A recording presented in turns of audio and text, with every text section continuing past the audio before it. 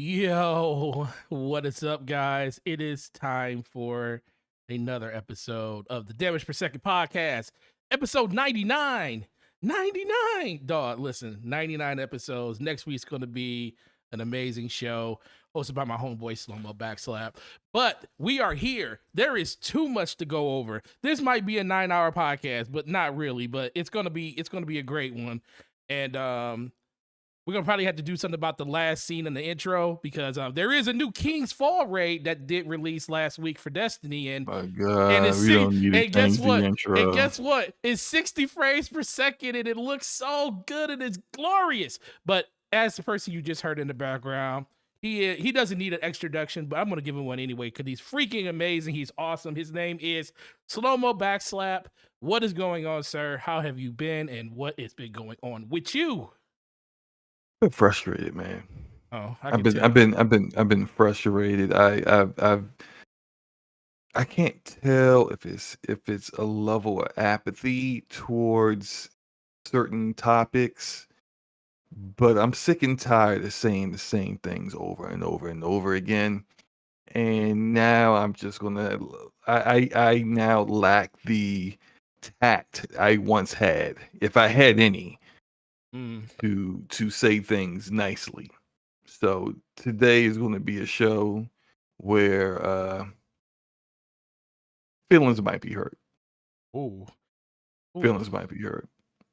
Okay, well, outside of Not that, my feelings, oh, but well, yeah, other people's feelings. outside of how you've been feeling today, because today has been a day of days. How has the rest of your week been? I mean, pretty good. Like I beat a game. What game I beat this week? I beat Road 96 this week. It's a little indie game that's in Game Pass. Decent story. Not as good as Thus Falls in the story, but at least in Road 96 you can actually move around. But it has it has an interesting narrative and some decent like puzzles and play mechanics. A couple of characters I think that are pretty memorable. It's probably the biggest issue for Road 96 is that visually it's a game that's I believe was developed on Unity. I didn't research that. I could just look at the game and see some of the basic Unity assets that are in it, and I think that's Unity. But it's Unity's not an ugly game engine like by default or anything. It's just like the developers clearly need like some help on the artist front. Right. That's it. I enjoyed it though. It That's good. took me about 10 hours to get through it. But it was a narrative that after I was done playing it, I kind of you know how like you play a game that has like a decent story or like even an amazing story, and after you're done, you think about it. Mm-hmm. I really thought about like narrative of this game after I was done with it. So kudos to their narrative team for that. Um and the soundtrack's pretty cool too. A couple of songs that I pulled from the soundtrack, added to my playlist. So yeah. Mm-hmm. So that was at Road 96. I'm currently working on a game called Unheard on Steam. Unheard's like a You play games on console anymore? why Because I like. why would Cause I need to? I was like, and everything you say is like, play the game on Steam today, and I'm like, do you ever play your Xbox anymore Okay, look, or your PlayStation? I know on I, the night, I know hold on on. November 9th you will, but what Oh about yeah, before? What about absolutely. before then? Okay, I have a PlayStation 5 and I have an Xbox Series S for two very specific reasons. For the Series S, I have that because I have an extensive digital library and friends that still play games and want to play games with me on an Xbox. And those games at the moment and probably will never have crossplay. So I have that for those moments. And then I have the PlayStation 5 for a Sony PlayStation exclusives, like God of War Ragnarok was coming out in November. Won't be able to play that.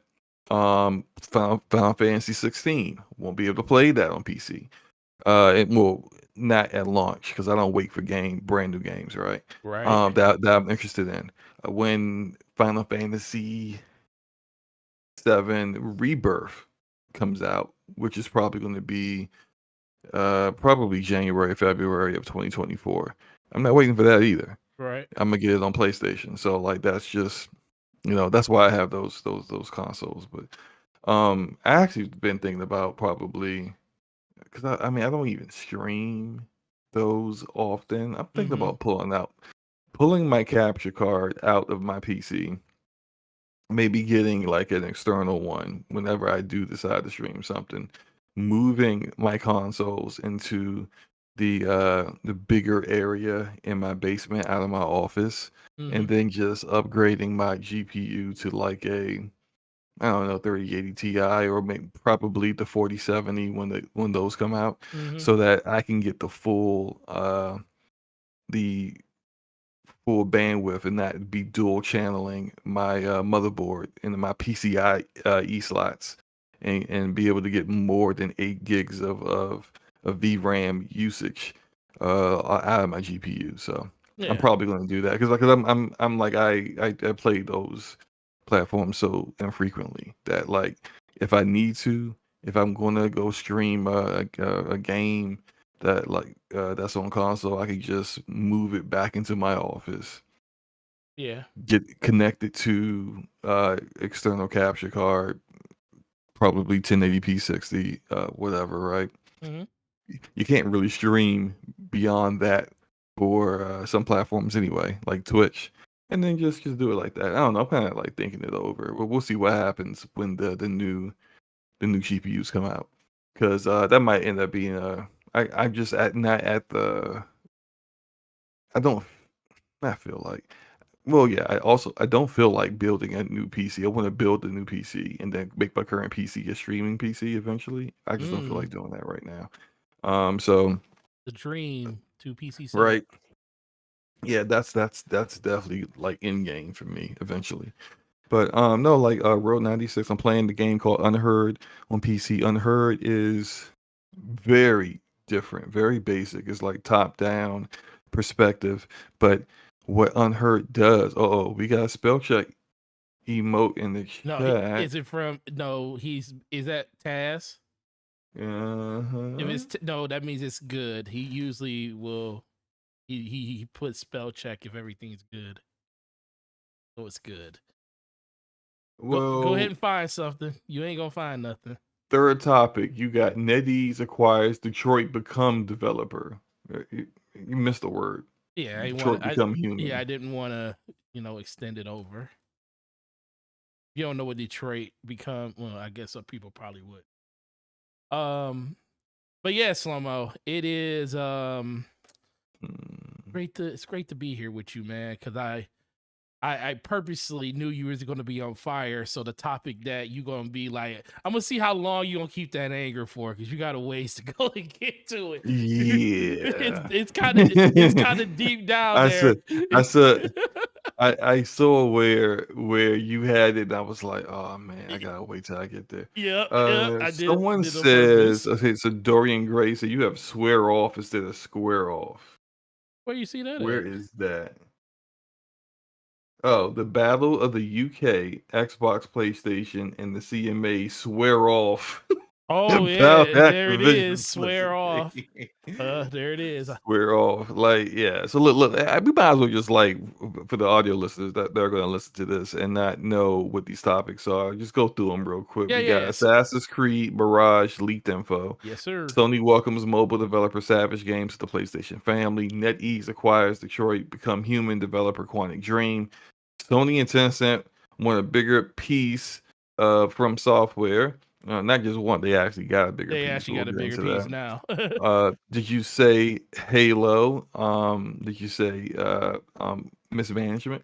Also, and the Battle of the UK, Xbox, PlayStation, and CMA square off about Activision Blizzard King. So like those are our topics, and since we got a lot of topics. I It's a mean, lot, so we might as well we might just as well just jump. go ahead and get in. Just get into Yeah, it, we bro. just Let's gonna do it. jump into it. So, I didn't even see this until you sent it to me. So thank you for sending it to me. I'm not even the hugest Assassin's Creed fan, but the fact that some of this stuff it sounds actually pretty interesting. But there was some leaked info around the next Assassin's Creed. You know, we all been hearing a lot of different things about Assassin's Creed. I sent this to you You sent this to me. about Assassin's Creed. Yeah, you actually sent this to me. Am I giving you credit for something that you didn't do? I'll take it, but I don't remember sending this to you. Oh Maybe I'm no, getting so old. no, you did not send. I'm giving someone else credit. No, you did send this to me. Poor thing. You did. It's right here. It's underneath your PlayStation, the PlayStation Savage Games one. You sent it to me from Jason Schreier. You sent it. Oh, I did. Good grief. Oh, you. All right. I'm sorry. No, you're But good. look, so much has happened since I know. 2 days ago that's just like, what? Assassin's Creed? You know, like it's basically they're actually going to be assassins in this game. Yeah, right. So basically the leaked info that's coming out from no other than Jason Schreier, basically just talking about all of the different things that it's being rumored for the game. The name of the game should be Assassin's Creed Mirage. It releases in spring of 2023, which is April or June, which is weird because Assassin's Creed games usually launch towards the end of the year. But Right. so that's something to think about. The game will take place between the 860 and 870. I'm so used to 1800s and stuff like that. And it will take place in Baghdad. You will play as a youth, as a thief until you arrive at the Hidden Ones. If anybody's played Assassin's Creed, you kind of understand what that stuff is. It's going to take place in multiple cities to explore, separated by deserts and rivers like Kingdom in Assassin's Creed 1. So they're definitely going back to the formula that they had in the first one. And the only real problem I had with the first one, it was boring because it was a bunch of fetch quests. If they fix that, we good. They're also going to have it's going to be several RPG elements removed, no dialogue choices, no gender choices, obvious, and no more leveling system. Okay, let me real quick. Go Great ahead. decision. That's a great It decision right sure there. is. Now, I don't even like the old Assassin's Creed games because I'm not into stealth, but I can recognize that. Look, that's this is what Assassin's Creed was. It's what made it unique. Mhm. And Ubisoft started incorporating elements of their other games, leveling, and things like that, dialogue choices, and all kinds of other RPG elements that I enjoy from other games that aren't called Assassin's Creed. So although I thought it is for me enjoyable that like Assassin's Creed Odyssey is probably the one Assassin's Creed I actually could stand longer than 5 hours. I still couldn't finish it because it was way too much content and way too much just stuff thrown at me with that typical Ubisoft open world format, which works to a degree, but there's too much of it, and there's too much of it in their games. And I like to see that Ubisoft is actually developing games with IP that is what the IP was famous for. Right. So even though I'm not gonna, personally partake in this game, I am so glad to see that they're doing that. Right. Okay. Yeah, definitely. Some other stuff that they're doing is the gameplay will be slightly different from that of Valhalla, less raw with new animations, which they definitely need. You're still Mhm. going to have the eagle vision, and it's also going to be the drone bird vision that's going to be in there. Bassam, who is actually the character you're going to be playing with in this that I didn't mention earlier, will have the string dagger to eliminate enemies still. You're going to have the vision of Loki, which is a manifestation of Bassam's body when you consume. And Ubisoft is secretly preparing a remake of Assassin's Creed 1 based on Mirage work. They will reuse large parts of the asset Yeah, they Uh, will use large parts of the assets. Assassin's Creed Remake should be integrated into the season pass, which will also oh, include okay. DLC when Bassel meets Sigurd, and will be released a few months later. Ubisoft will unveil the future of Assassin's Creed on September 10th during Ubisoft Forward, which is next week. So Okay. Cool. so if they do it in like part of like not its own standalone game when it comes to AC1, if they do that as a DLC to the game that you have, I don't have a problem with them reusing assets. Because I said the same thing. I was like, why? It's another Assassin's Creed game, even though you're remaking it. Just do something different. But if they're using the same engine because they're basically doing a DLC upgrade to it, then I don't have a problem with that.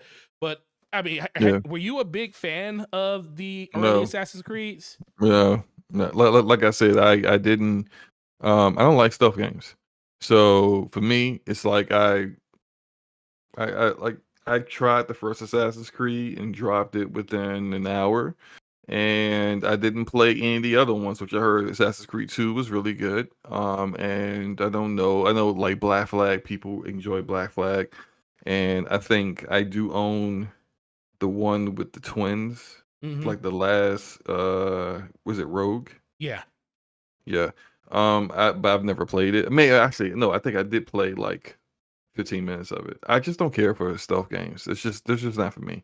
Now, all that said, that doesn't mean like the game's bad or anything. It's just not my, my preferred genre of game. So I'm not gonna play this Assassin's Creed Mirage. But like I said, I'm happy to see them kind of going back to what the IP was known for and popular for, instead of trying to take a popular IP and then throw uh basically a different kind of game on top of it, to the point where it doesn't even resemble what people know the IP for, which looks like what Assassin's Creed Infinity, which is the other Assassin's Creed they're working on, That they're working on, yeah. is. I mean, that's like a open world action MMO.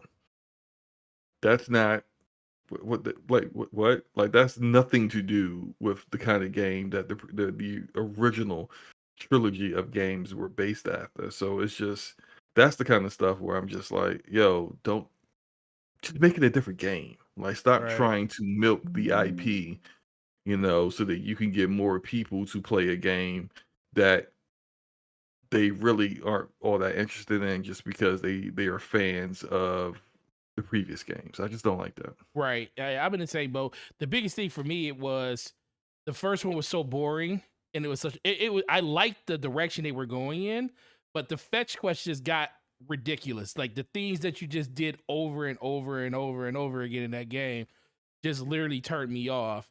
And then when 2 came out, they fixed a lot of that stuff. But I'm one of those type of gamers, especially when you have a main protagonist that carries on throughout games. If I'd like to play with that person through all of them. So when I found out that Ezio was still the main protagonist, I was like, I really don't want to play the first one. So I really don't care how good the second one is, because I'm not gonna play it. And that's kind of where I've been sitting in. And there's been a lot of Assassin's Creed games that I've definitely wanted to try and play, but I just hold that I'm just very vindictive of that first one. Just really turned me off so much that I just never jumped in on them. But it's good to see that they're actually doing something like this. We've been asking a lot of developers to go back and, you know, spruce up some of their older games and stuff, especially the ones that people really, really love the most. And a lot of people will tell you that the original 3 Assassin's Creeds were some of the best ones. Black Flag was another really good one. And then after that, it kind of just started going downhill with them. I mean, they definitely turned it around with some of the later ones like Odyssey and Valhalla and stuff like that. But Mhm. nothing still compares to the first 3 when it comes to those, like in a lot of people's eyes and stuff. So um, tell us in the chat what you guys think about it. Are you guys still Assassin's Creed fans? Are y'all? Does this sound good to y'all? I mean, for the most part, I'm pretty indifferent to it, but I just like the fact that they're actually doing something with an IP that they own. You got anything else you want to add to us, all? Nah, no, I'm good. He said, "I'm good." He said, "I'm just waiting to get 5 more topics down." That's where I want to be. I want to live at that topic.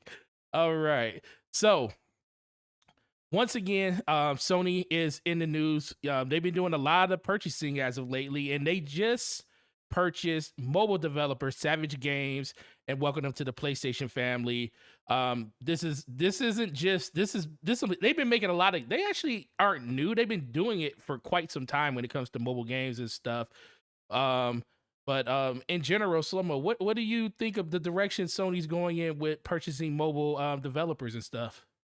Well, I mean, it's just more furthering their goals that they've been vocal about for a while now. Like I know it's like I don't know if people, excuse me, if people forget the things they say or they just weren't paying attention. But A I little bit of mean, this both. is stuff that yeah, probably a little bit of both. But this is stuff that they've been saying for a while.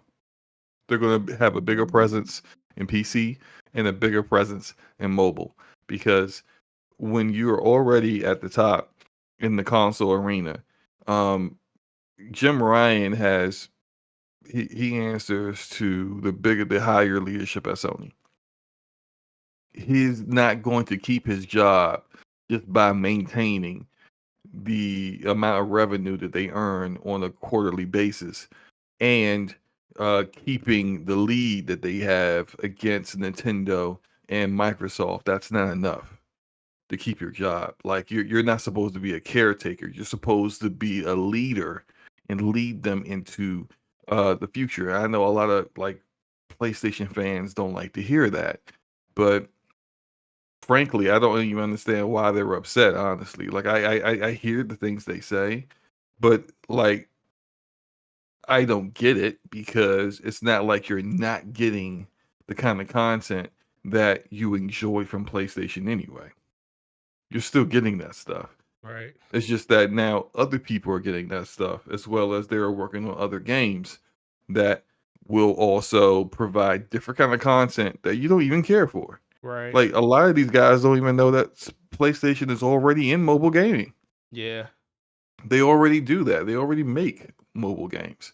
So it's just like you didn't notice it then when they were coming out with Spider-Man, God of War, The Last of Us Part 2, Ratchet and Clank Rift Apart, Returnal. You didn't notice it then, so why do you care now?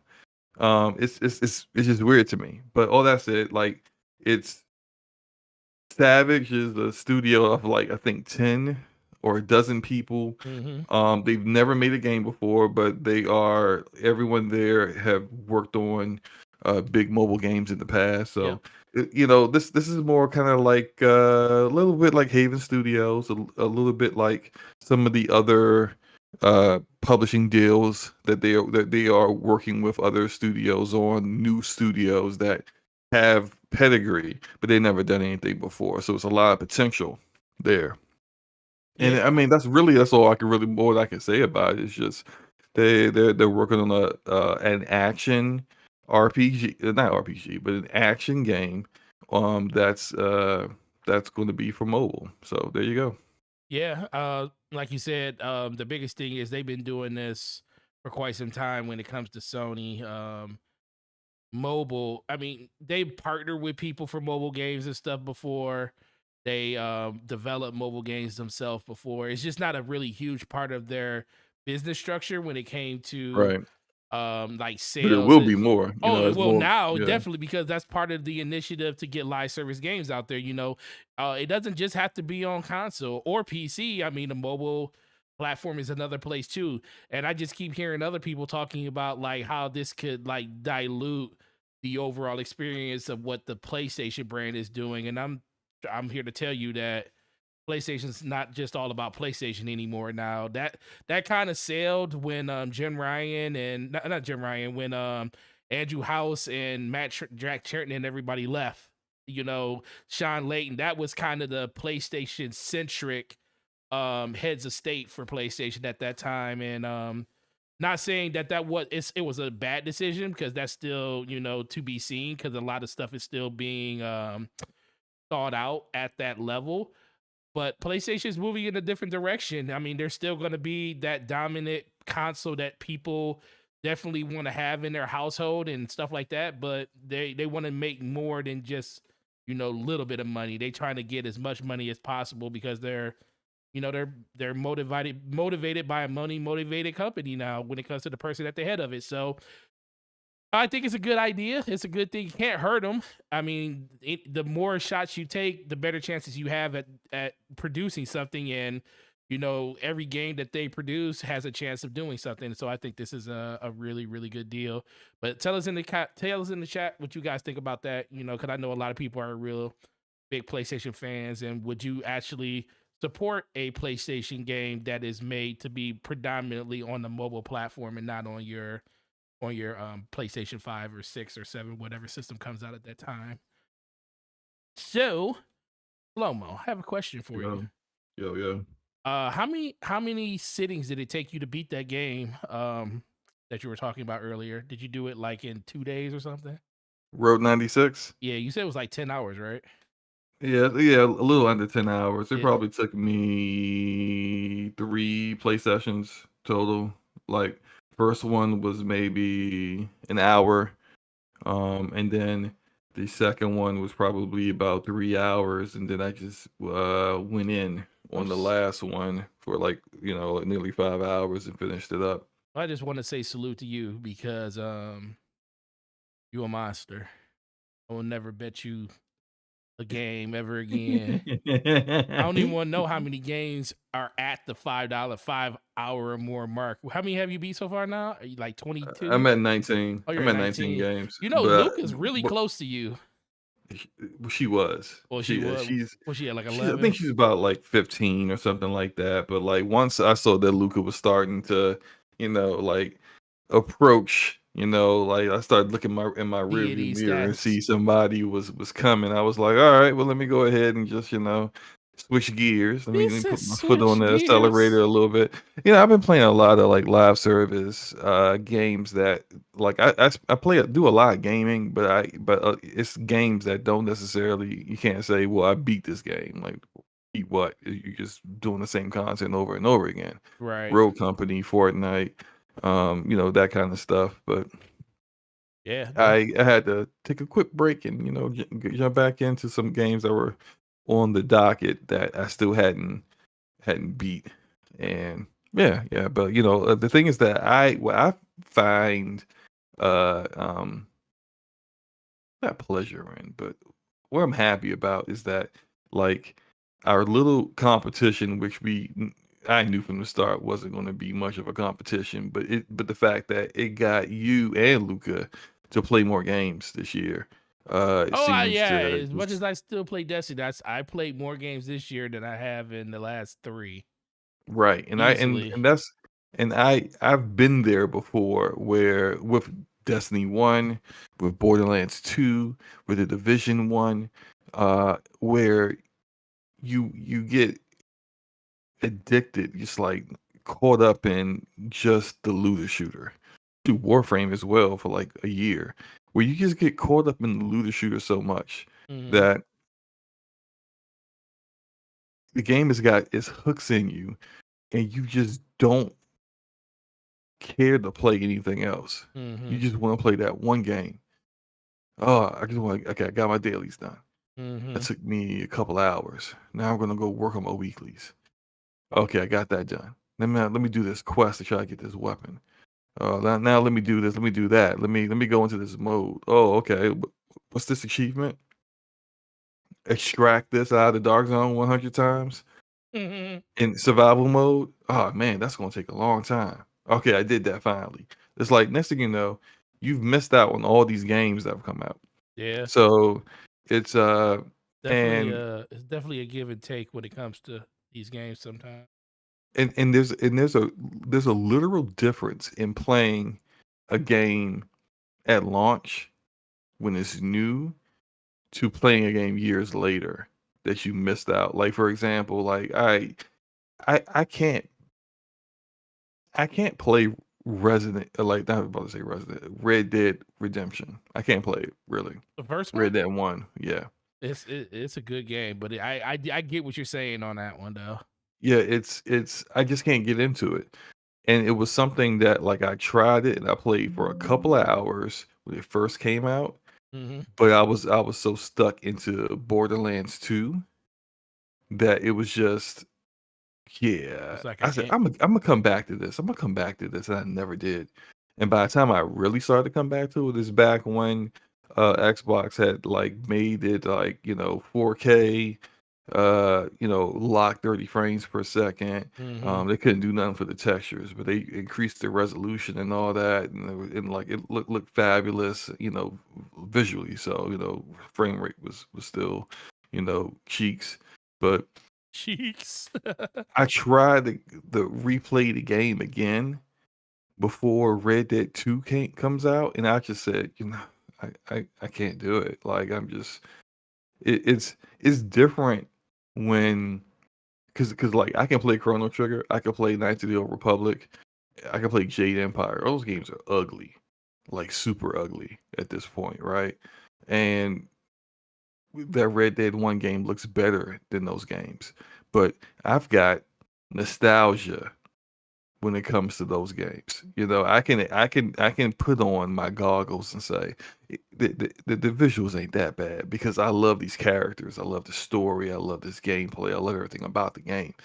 Other people could feel the same way about Red Dead, but I don't have that because I missed out on it, when it was brand new back in what 2012 or Mm-hmm. 2011, whichever year it was. So, that's what you kind of miss when you just get stuck on one game and then you miss out on all the greatness that gets launched around you. And then you try to come back to it, but like there's spoilers out there and people have seen stuff already and yeah, it's just not the same.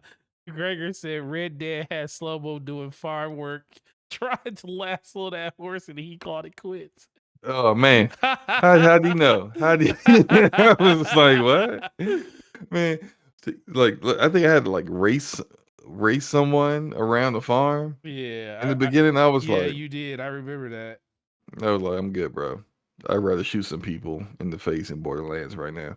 But yeah, like it's and I'm just like to get back to the point and we can move on. I just I'm glad to see you guys picking stuff up. And even though like me and Luca went through Remnant from the Ashes, and that game was a few years old, but it was brand new to both of us. It wasn't so old that it was so dated that you just can't even look at it. Mm-hmm. But I mean, it was kind of obscure enough that we weren't spoiled by a bunch of stuff, but it was a quality title and we had fun with it, and just it's good to be able to just kind of play good content Yeah, that back. that's out there. Yeah, Back for the Dead says, at least when you play a lot of Destiny, you only talk about one game with bugs instead of a dozen. That's probably the best way to look at that scenario, because sometimes how you be looking, it's like, I can't believe I still play this game, but then it's just you just have those things that you come back home to. Like, right, I know, like, your the problem is my home game is a game that literally takes a lot of dedication to play consistently, where your home game is something like Rogue Company, and you can just Yeah, it's like you can jump in, do just jump in. five, Yeah, 10 matches, you out, probably spent the hour of your time doing it. No, not with Destiny. You're gonna be in there like 3 hours a day if you don't mess around. But I'd say playing Road Company is like riding a bike. Like I haven't played Road yeah, Company in a few weeks because I've been doing a lot of Fortnite, and Fortnite's so good. jump back on it after getting my Elite controller replaced because it started. I had a whole bunch. I had stick drift. I think the USB-C port started to flake out on me. It was a bunch of problems with it. So I just I had the Best Buy warranty, switched it out. Uh, Tested Road Company. Just play some Road Company, just to get the feel, the new controller, and absolutely, it's like riding a bike. You don't forget, Did you and that's you're just murdering everybody. did you when you were playing when you switched out your controller, were you having what was the word for that? We'll come back to that later. Oh, but shout out to Mhm. yeah, we'll come back to that. But shout out to everybody in the chat. I forgot to do this. We gotta read out those channel members, man. Gotta We let can. we can do it You later. want to do it now? We can do it later. We can do it Yeah, later. We we can can do do it it. We can later. do it. I'm We can gonna do. We can do it. Bring let's everybody let's back. let's burn All let's right, burn through so these topics, let's, man. because you just want to get to that Halo topic. I know that Halo topic is probably pretty fire. I should move it down one more on the topic list. But moving Leave it on. exactly where it is. Exactly Exactly where where it it is. is. Moving on to the next topic. NetEase acquires Detroit Become Human developer Quantic Dreams. I actually put human in there. I shrunk it down to make it look right. But a lot of people don't listen, man. A lot of people don't like what is the developer? His David Cage or something? Yes, because he's kind of a dick. Yeah, a lot of people do not like. Anytime you bring up Quantic Dreams, it's like, man, the game was great, but that dude, I can't stand David Cage. He's a dick. Look, This and he's done a lot of really shady stuff. I mean, he worked with Elliot Page, then Ellen Page. Yeah.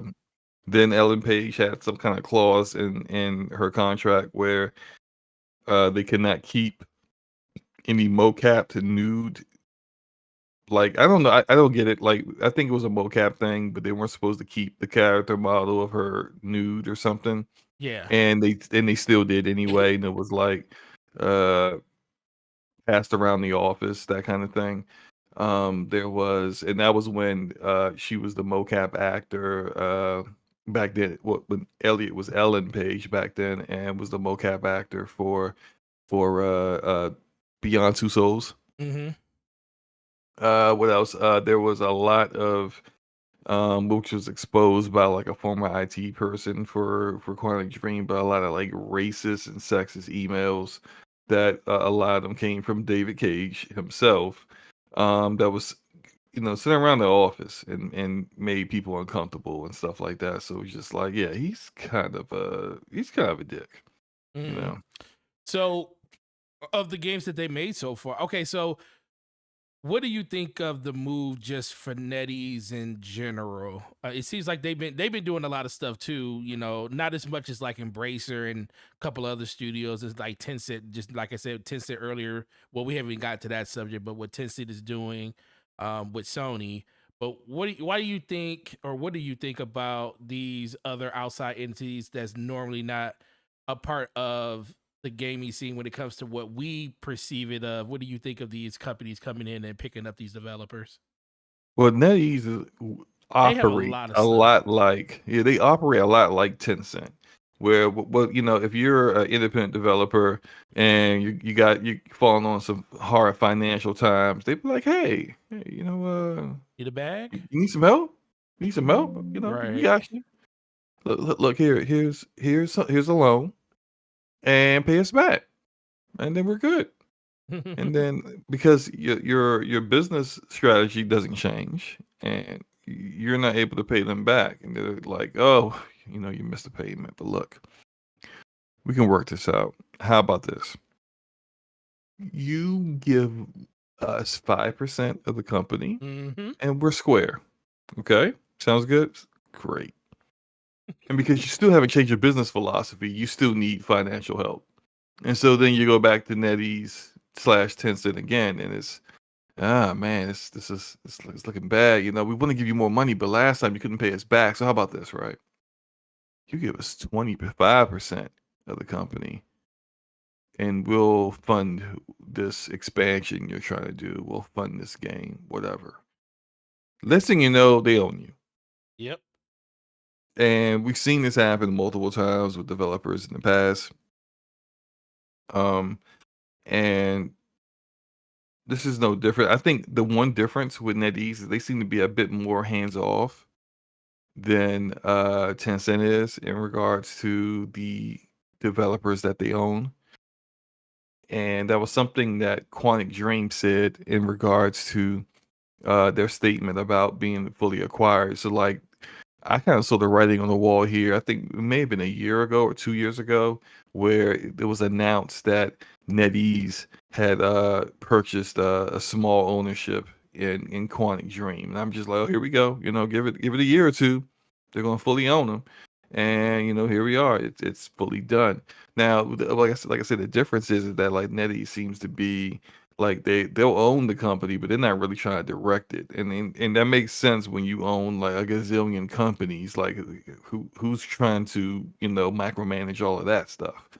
But I think despite the skeeviness of David Cage, that Quantic Dream makes, I think the majority of their games have been pretty good to decent. Yes. I think story wise, they could tell Cage to shut up sometimes and get some better writers in the room. Some Right. but I think that they're one of the better developers out there, and them being able to still be independent, creatively at least, Yeah, creatively, is definitely. is good to see. Yeah, Yeah. like they put it on their blog. They said in order to continue development and persist in a world. So basically, they're basically saying like they don't even. That basically to me sounds like they didn't know how much longer they were going to be around. And NetEase was like, okay, we're gonna do something here to persist in the world. Which But is weird to me because I remember Quantic Dream signing a 3-game contract with Epic Games. right, So so yeah, maybe, yeah, I don't know what happened with that. Maybe that got canceled. Because, like, look, remember when Telltale Games went under? Telltale Games went under because they didn't own the IP of any of the games that they were making. It was all license work. They negotiated bad contracts, bad royalties for that license work. None of them really sold that well, except for the first season of The Walking Dead. Even some of their what people would arguably consider their better work, like A Wolf Among Us and Tales from the Borderlands, didn't sell well. The Batman stuff they didn't sell well, but they had a big contract with Netflix to do a Stranger Things game. And Netflix at some point had a change of heart on how they were going to handle gaming. They weren't going to license out work for their IP anymore. They were going to just buy studios and have those studios do it, like they did with Night School Studio, who did Oxenfree. And so they canceled their contract with Telltale. And in that canceling that contract was the only thing keeping the lights on for them. right. And so I'm not saying that's what happened with Quantic Dream and Epic, but we know that Quantic Dream and Sony, that they no longer have a Oh, hey, relationship they fell when out a the while ago. allegations. Right. Yeah, Those allegations came out. It seemed like Sony was like, yeah, lose my number. right, And so it's difficult for independent developers to remain independent, keep the lights on, and then not basically do the platinum games thing where you're just doing trash license work in order to stay alive. And it seems like Quantic Dream has been one of those developers where they've been able to still make the kind of games that they want to make without having to compromise who they are. So I do give them props for that. And hopefully that it works remains out. true with NetEase. Yeah. Yeah, they said, but yeah, it says in the world, but also to fund other studios to become an international publisher. Larger investments are needed for us to keep building our technology and infrastructure to deliver ever more impressive next generation games, to expand our team and to develop several projects simultaneously. We met Ed Needs, they say, but 4 years ago they offered them to join as a minority shareholder in January 2019. During this time, we have learned a lot about each other. We started working together on smaller projects, larger projects. We enjoy working together and discuss a lot about our sectors and our vision for the future. We discovered that we share the same desire to create bold, highly quantitative works that make and impress, to continue evolving and dreaming big as we embark on our next 25 years. We are delighted to announce that we will be joining NetEase Games, which is becoming a 100% shareholder of Quantic Dreams. We will retain our independence in terms of our editorial line, our artistic direction of our projects, and the management of our studio. Our team, who are fully involved in this operation and who benefit directly financially, are of course fully preserved, and we will continue to grow and strengthen. NetEase Games is committed to supporting and innovating innovations and development of the video game worldwide, and and is within the framework that Quantic Dream will continue to grow. We will still operate independently, maintain an ability to create and self-publish video games on all platforms, and continue to support published titles developed by third party.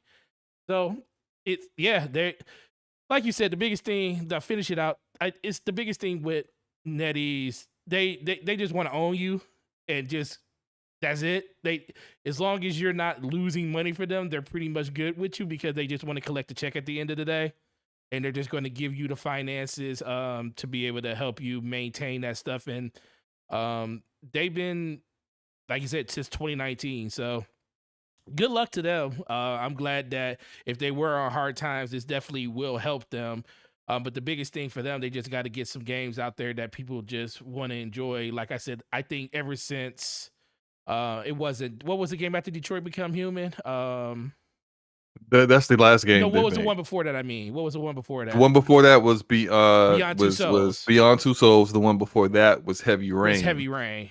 And then there's one more before that, and I can't remember the name of it. I haven't played that game. I think I own it. Heavy Rain was such a good game. I liked it. Oh, slow. Moving on. Say it like this, okay? Go When I ahead. first played Heavy Rain, I liked it. Okay. Played again in 2022. Oh, but and no, just you give it- don't play anything No. like that in 2022 and think Nah, it's good. No. Forget the dated gameplay or the dated visuals. Wait, okay.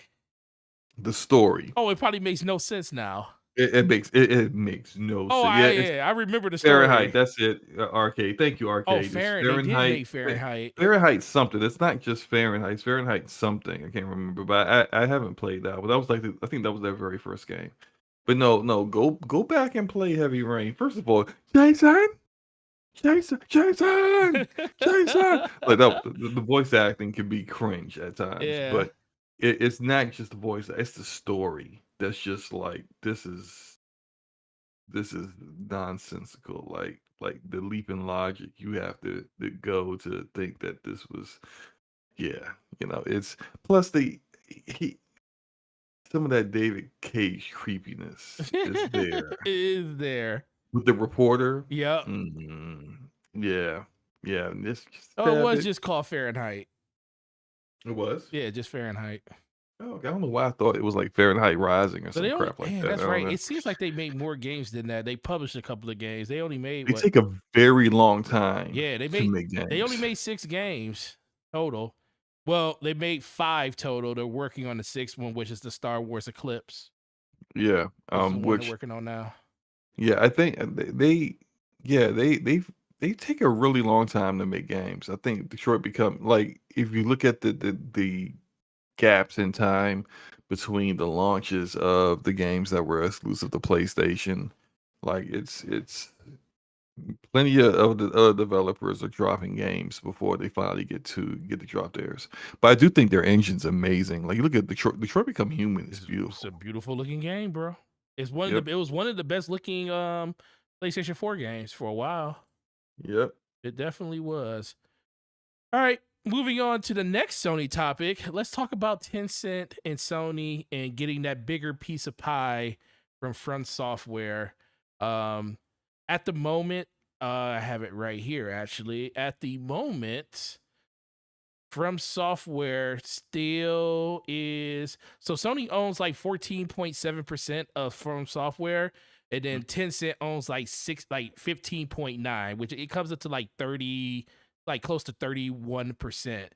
And the majority holder is still, I forget, I don't even want to try to butcher it, pronounce it, but it's like 49% ownership from the main company. Katakawa. Yep, Katakawa. That's exactly what it is. Yep, they Yeah. own 49% of the company as a majority share owner. Now, this type of stuff always happens, but I really want to focus on the PlayStation side of it because Tencent is always into everything, and Tencent's always had like some type of stake in when it comes to that. PlayStation, we know that they put but they bought part ownership into Epic.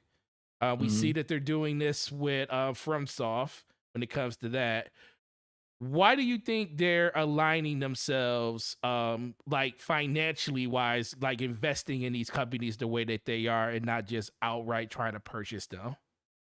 I think it's very similar to what we just talked about with NetEase and Tencent. I mean, Tencent's doing it as well. Yes. They've increased their stake in the company as well. I think that Sony is hopefully, maybe in the future going to be able to, thinking they may be able to fully acquire FromSoftware at some point, and just kind of putting laying the groundwork, laying the foundation to try to get that to happen. I think that, at least I think that's what their long-term plans are. Funny how I still believe that even if they owned, they ended up fully owning From Software at some point, we still wouldn't get a Bloodborne uh Well, we sequel probably or even wouldn't. an update to Bloodborne. It's just not happening, We right? probably wouldn't. But I think it's Sony is they're making their plays with consolidation in this industry just as much as Microsoft is, just in a different way, because they don't have Microsoft's money, so they're not able to move like Microsoft moves, but Microsoft just throws, billions down the table and say, you're coming with me, right? Like we Sony can't do that. Right. So they're more of cultivating relationships, a slower process of getting ownership on that studio until they can actually get the studio fully owned. So I think eventually either Tencent or Sony are going to fully own From Software at some point. Um, Whoever does, though, I just hope they just allow From Software to be From Software and not be interfering with the creative process, which I don't think Sony would do, but I do kind of feel like maybe Tencent might do that. Tencent definitely would have them making some kind of version of their Souls-like games, but with uh, experience and stuff like that. Uh, Price, like behind the power, not probably a power wall, but a price wall, where it's like if you want more experience, hey, you gotta spend more money, or you want the better weapons, you need to buy them through DLC, that kind of crap, like things that you do not associate From Software with. I can see Tencent forcing them to implement that kind of stuff if they fully own them. So hopefully that won't be the case though. Yeah, I was thinking the same thing. Uh, I I think we're just getting to that point. Like we're gonna talk about it later. But Phil Spencer made a lot of comments and stuff. Actually, we talked about that last week. Where he's talking about exclusivity and stuff being only exclusive to one platform. I'm starting to think that a lot of these publishers stuff, if the games were already multi-platform, I think there's going to be some one-offs, and maybe Square Games would be those one-offs because they do sell. They don't sell as much. I mean, Elden Ring kind of changed a lot of stuff because it's the first FromSoft game that eclipsed the numbers that it did. Who knows if that was going to be is going to be the norm with the next thing. I think if the next game's Oh, I called think it well, is. I I think think if the they game's called are. Elden Ring, I think it will be, but it just comes down to what. If they use the same format with Elden Ring, I Oh think what yeah, really absolutely. sold Elden Ring to people was it was a mixture or a hybrid of From Software's typical game mechanics and formula put into an open world. And that open world aspect and the ability to just go away Right. from a boss that's completely throttling you, and go do something else or level up more, and just there's so much to do in that open world, despite some of the very glaring game design issues I think the game has. Outside of that, like, I think it was a perfect marriage of the two, and if they're smart, they will continue making games that are similar to that, but just like better. Right. Work on the process, refine things a little bit. I think the next game's probably going to be like, well, I don't know, Armored Core. I think is the next game. I don't Mm, know how that's going to be. I don't think it's going to be a big, massive open world like Elden Ring, but they're working on the Elden Ring expansion too, DLC that is, and who knows from there. But I just as long as they're able to keep iterating on what make works for them, I think they'll be fine. I think they've hit a level where people are going to start to hate them the way they hate other big time developers, because they're they're they're about to hit that level of where they're kind of untouchable. Yeah. for games media, and everything they do is a hit sales wise. So They we'll they see though. We'll they see. they are literally creeping up on that very, very fast. You already said that FromSoft got a table at the Game Awards table just because of who they are. I think that's going to be a continuation of Look, they got big passes for Elden Ring. There's a lot of stuff in Elden there is Ring some that passes in there. like bugs, performance issues, game design issues that if another developer did those things, they would get killed in the reviews. I also think though that it maybe this isn't it shouldn't be this way. Well, I know it shouldn't be this way, but it is. The fact that that game is less buggy than other games, because I think we done got so used, or we've been so used to games coming out in a non-functional state that it can't get any worse than what Cyberpunk did.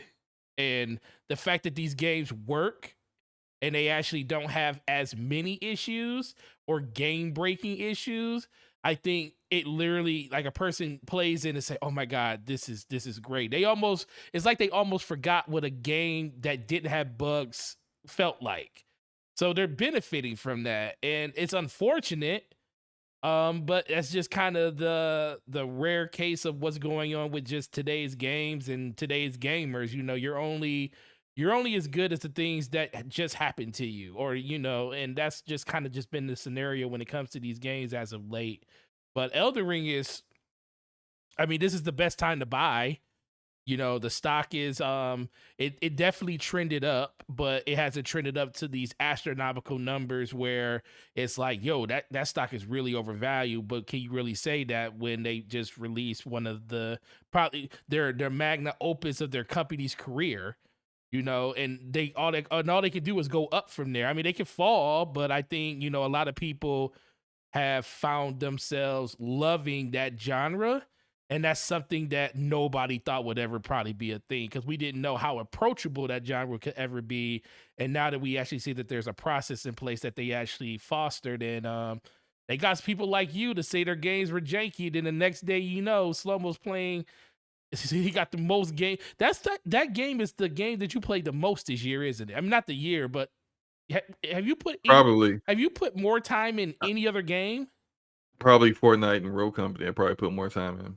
But as far as A single player non game, not like, live service games, yeah, yeah, Elden Ring probably the most time I put into any yeah, game. it's I crazy. guarantee you when I see that whole little report, that little thing that PlayStation does, at the end of the year, they tell you how much time you spent in a game, how many trophies you It's earned, gonna all your stats. Yeah, it's gonna be Elden Ring across the board for a lot of stuff. Well, I don't know, depending on how God of War Ragnarok turns out, but I probably won't play that more Well, than the I thing played about Elden God of Ring. War, it's like, unfortunately, as much as I love that game, I just don't see that game hitting well, I can see it definitely hitting the level of the fever pitch that Elden Ring hit, but I don't know if the longevity will be there like Elden Ring was, because it's like you already know what to expect from God of War. Like, people at this point are afraid that God of War isn't going to live up to the expectations. That's what some people are more afraid of than anything.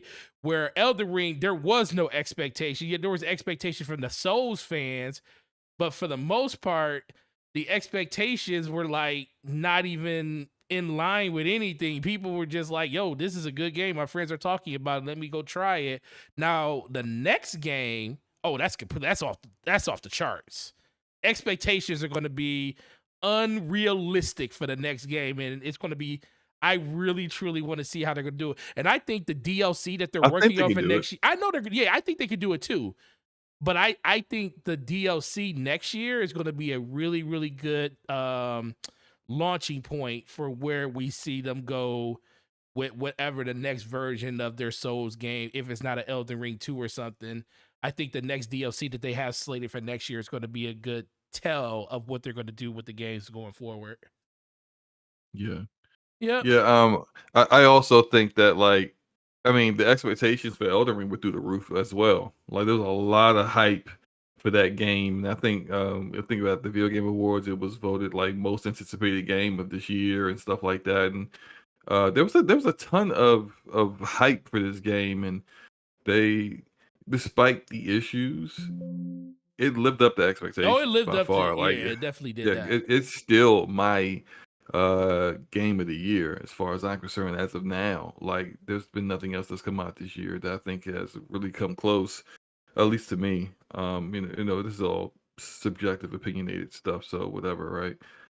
But yeah, to me, I think it's still game of the year, and I feel like in a lot of people's eyes, even though it came out months ago, and you know how that recency bias kind of stuff can be. Right. Um, it's part of the reason why people like some developers like and publishers like to release games later in the year, but it is what it is.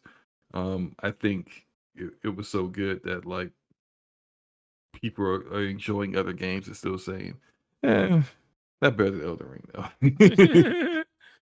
So, Slow-mo. Mm-hmm. I saved the last hour of the show for two topics. One Xbox related with Call of Duty, because that's going to be a nice size topic. And the other one, Let's do it. did you say Halo? That one. So, a lot of stuff hit the fan today in the world of 343 and Halo Infinite, Slow-mo. A lot of stuff. Just news and updates and basically a new roadmap for a game that came out almost 2 years ago.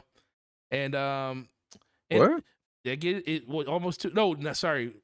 It almost came out 2 years ago, but it came out a year Okay, ago. Yeah. A year yeah. for a game that almost came out 2 years ago, but actually came out last year. So it'll be a full year. And as of right now, we're in the longest season of the Halo franchise, which is season 2, which is probably the worst season. And most of us didn't even play it because we just refused to. It's 10 months long. It's gonna be it's 10 a months 10-month long. long Say it. season. Longer than Destiny's longest season, which was 7. So Slow-mo, I'm not gonna cuff you. There's a lot of moving parts to this 10-month long season. Split screen co-op, not a thing. I love the tweet that you shared of the speech that didn't age well because Barney Ross got up there all sincere on stage back in I think 2015 or 2016. It was saying that Going forward, there will always every Halo game a will split have screen co-op. split screen couch co-op. If they see And their very next game doesn't have it. She said it is a pillar of function. It is something that she said she literally went as far as saying it was heartbreaking that wasn't there. You know what's heartbreaking? Go ahead, Slow-mo. What they've done to this IP is heartbreaking. That's what's heartbreaking. The fact that Bonnie Ross is still up here. Well, no, actually, she's not doing that no more because she don't say anything no more. The lack of accountability is disgusting as far as I'm concerned. You're the studio head. You're the leader. Whether you're actually leading or not, you're supposed to be the leader. So when your studio time after time after time after time continues to keep missing deadlines, continues to keep disappointing gamers, not living up to expectations, at what point do you hold yourself accountable? At what point do you come out and say, I preside over this, and we now have a reputation of not delivering, and that's on me because I run the studio? When are you going to do that? When is someone at Microsoft going to look at this and say, can we get a culture change here? Because clearly this is not working, and it's never going to work. They've been in charge of the IP for a decade, and it's been a decade of mediocrity, incomplete games, and almost good experiences. It's done. They are done. There's nobody that is really in their corner anymore, and no one that I think is somewhat credible right now. Everyone else, for the majority, from just typical gamers to Xbox, regular Xbox gamers, to even most of the super capping Xbox fanboys, are now like, yo, something's got to change. You got a game that you had the audacity to say, this is going to be a 10-year game.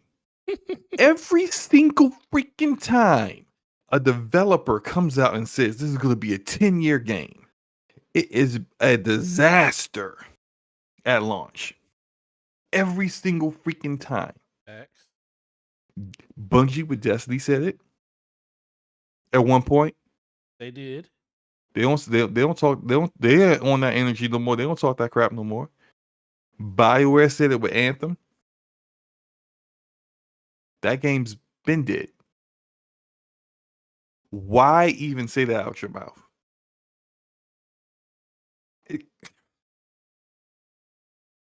Let me say that.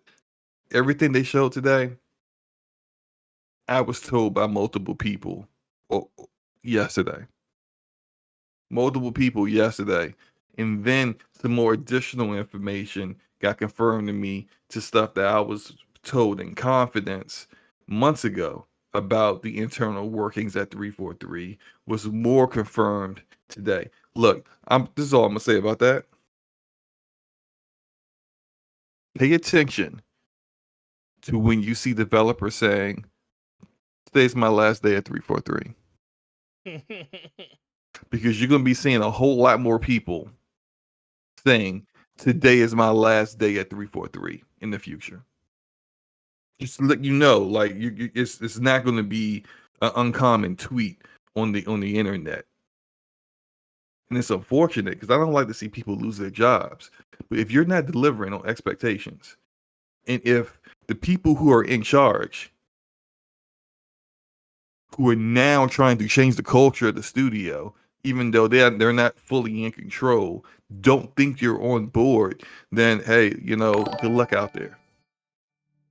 Because the studio ain't the one for you. I am tired of Halo looking like this. I am tired of being a fan of an IP that can't get right, ever. It's like having a family member as a crackhead. Because no matter how many times you take them to rehab, you bring them back home, they're going to steal your TV and sell it for $5. So it's just like, they don't change.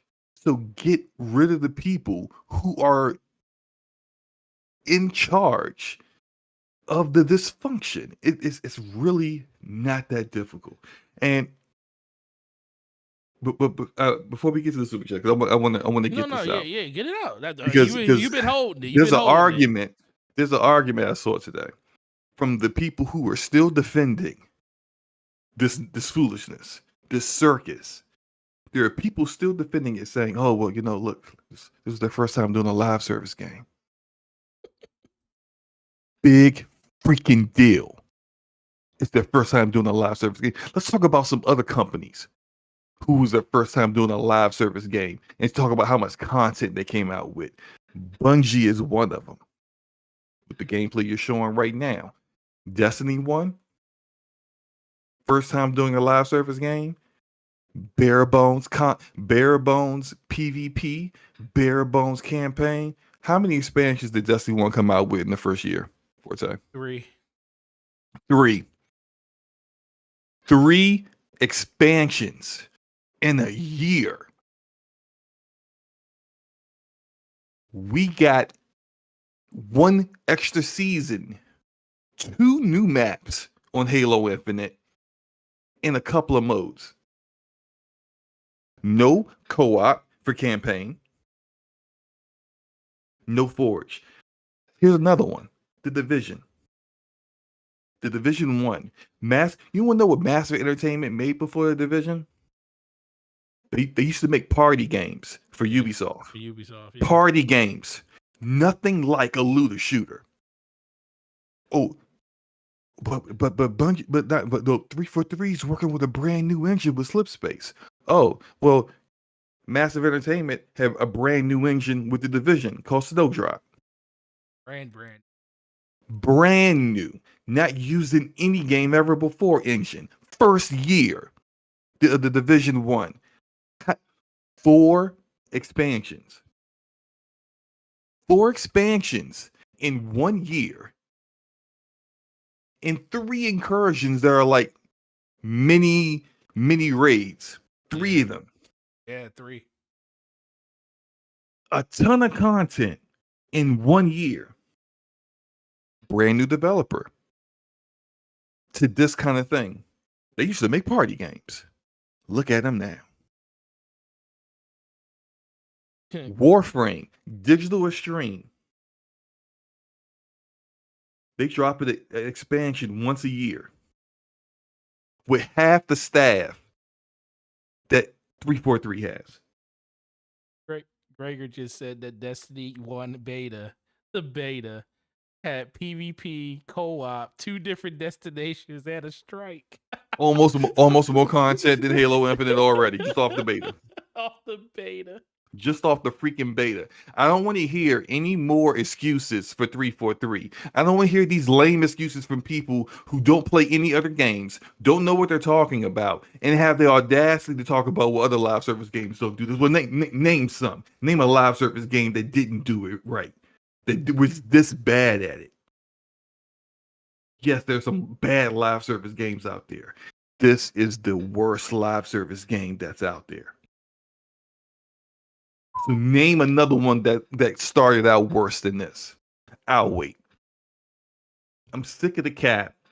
I'm sick of people who, no matter what, will always defend this corporation, this company, for no other reason than brand loyalty. Find your balls, put them back in your pants, and be honest with yourself for a moment. This is an unmitigated disaster from top to bottom. And I do believe Joseph Staten is trying his best to get it back on board. But, you can't be the guy in the middle. That's true. Trying to push up to upper management to do the right thing. The problem is that there's so much wrong here that it's going to take years for this game, for 343 to show any semblance of competence. Years. It's not going to get better in 2023. Nope. It's not going to get better in 2024. If you think you're getting an expansion for Halo Infinite, you must do crystal meth. Because you're not getting anything. You're not getting expansion for Halo Infinite. It's not happening. They're going to work on a new game. You're going to get a campaign on a Halo 7 is what you're going to get. Oh, so you think they about to just ditch the whole? They're gonna basically do the Master Chief Collection on Infinite, fix that, but then they're gonna just start over completely with another Halo game? Yep, that's exactly what I think. I think they are going to try to distance themselves as far away from Halo Infinite as possible. That's what they're gonna have to do. They will fix the netcode. They will fix the bugs and issues, because this engine is going to be the same engine and the same gunplay, which is good gunplay, that they're going to use as the foundation of the next Halo game, so they can try to get the next Halo game out as quickly as possible. But for a full game, you're not going to get that out fast. Nah, yeah. So don't expect to see any other PvE content like that 2025 at the earliest. Ooh, so the end cutscene that you see, no spoilers, in Halo Infinite, you think that's going to be something that would just hit in another Halo game completely? They might do what they did in this game when it came to the Halo Guardian story, and just use exposition to explain away why things are different and what happened, and why Cortana was ruling the galaxy at the end of Halo Guardians, and now she's dead. Yeah. Right. So like exposition, they might do that. Like it's regardless of what it is. I think the next PvE content we see from it's going to be good Halo content. But when you get that, I mean, we might be talking about new hardware by then. Oh yeah, easily. It'll be mid-gen refreshes at least. We'll be talking about PS5 Pros and Xbox Yeah. Series Vs when this is coming out. Serious So just beats. I'm saying it to try to prepare people. And I know there's gonna be some people out there just like, y'all made slow mo out here, just fear mongering. Slow mo don't know what he's talking about. Look. I believe what you want, but I was right a year ago. I was right a year before that when I said, "Oh, your engine not even complete. You try to launch the game with the console, delay the game." Shut up, slow mo. You know what you talk about. Incomplete games are launched all the time. And when do we cap for incomplete games? Why is this different? They delay the game. Oh, those same people. Yeah, that was the best decision. Really? A week ago, you were saying it wasn't the best decision, huh? Hmm. A year later, hey, no. Before then, we promise co-op would be there at launch.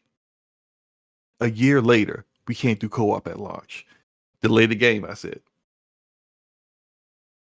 These are things, there are pillars of Halo. Delay the game. You promised co-op. You promised it. Don't know.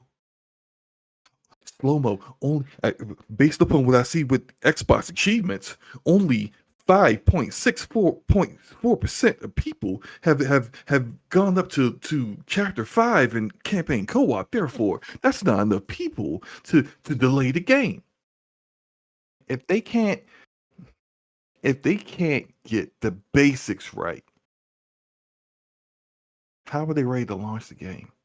If they can't deliver on basic content that every Halo game has launched with, why do you think that they're going to have enough content to give you a live service game?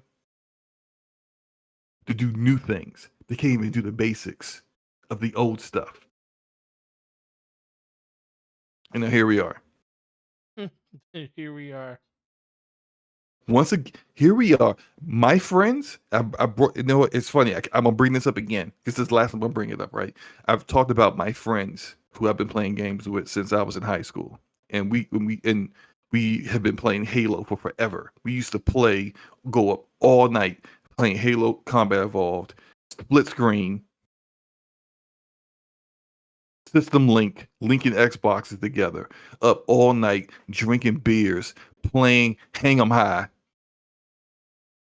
and just having fun. Those guys, they wanted to play Halo Infinite campaign co-op. Here's 4-player co-op. Let's do it. Like old times. Let's go. They're done. Talk to them today. Yeah, I ain't waiting for this no more, man. Mm-hmm. I don't even care no more. Playing something else. It's too late. I don't. Woo! One of them doesn't believe they're actually going to drop campaign co-op. No lie. One of them still actually feels like, nah, they're never going to drop it. And every time it gets delayed, he's like, "See, I told you." Mm-hmm. And what can you say in defense of that?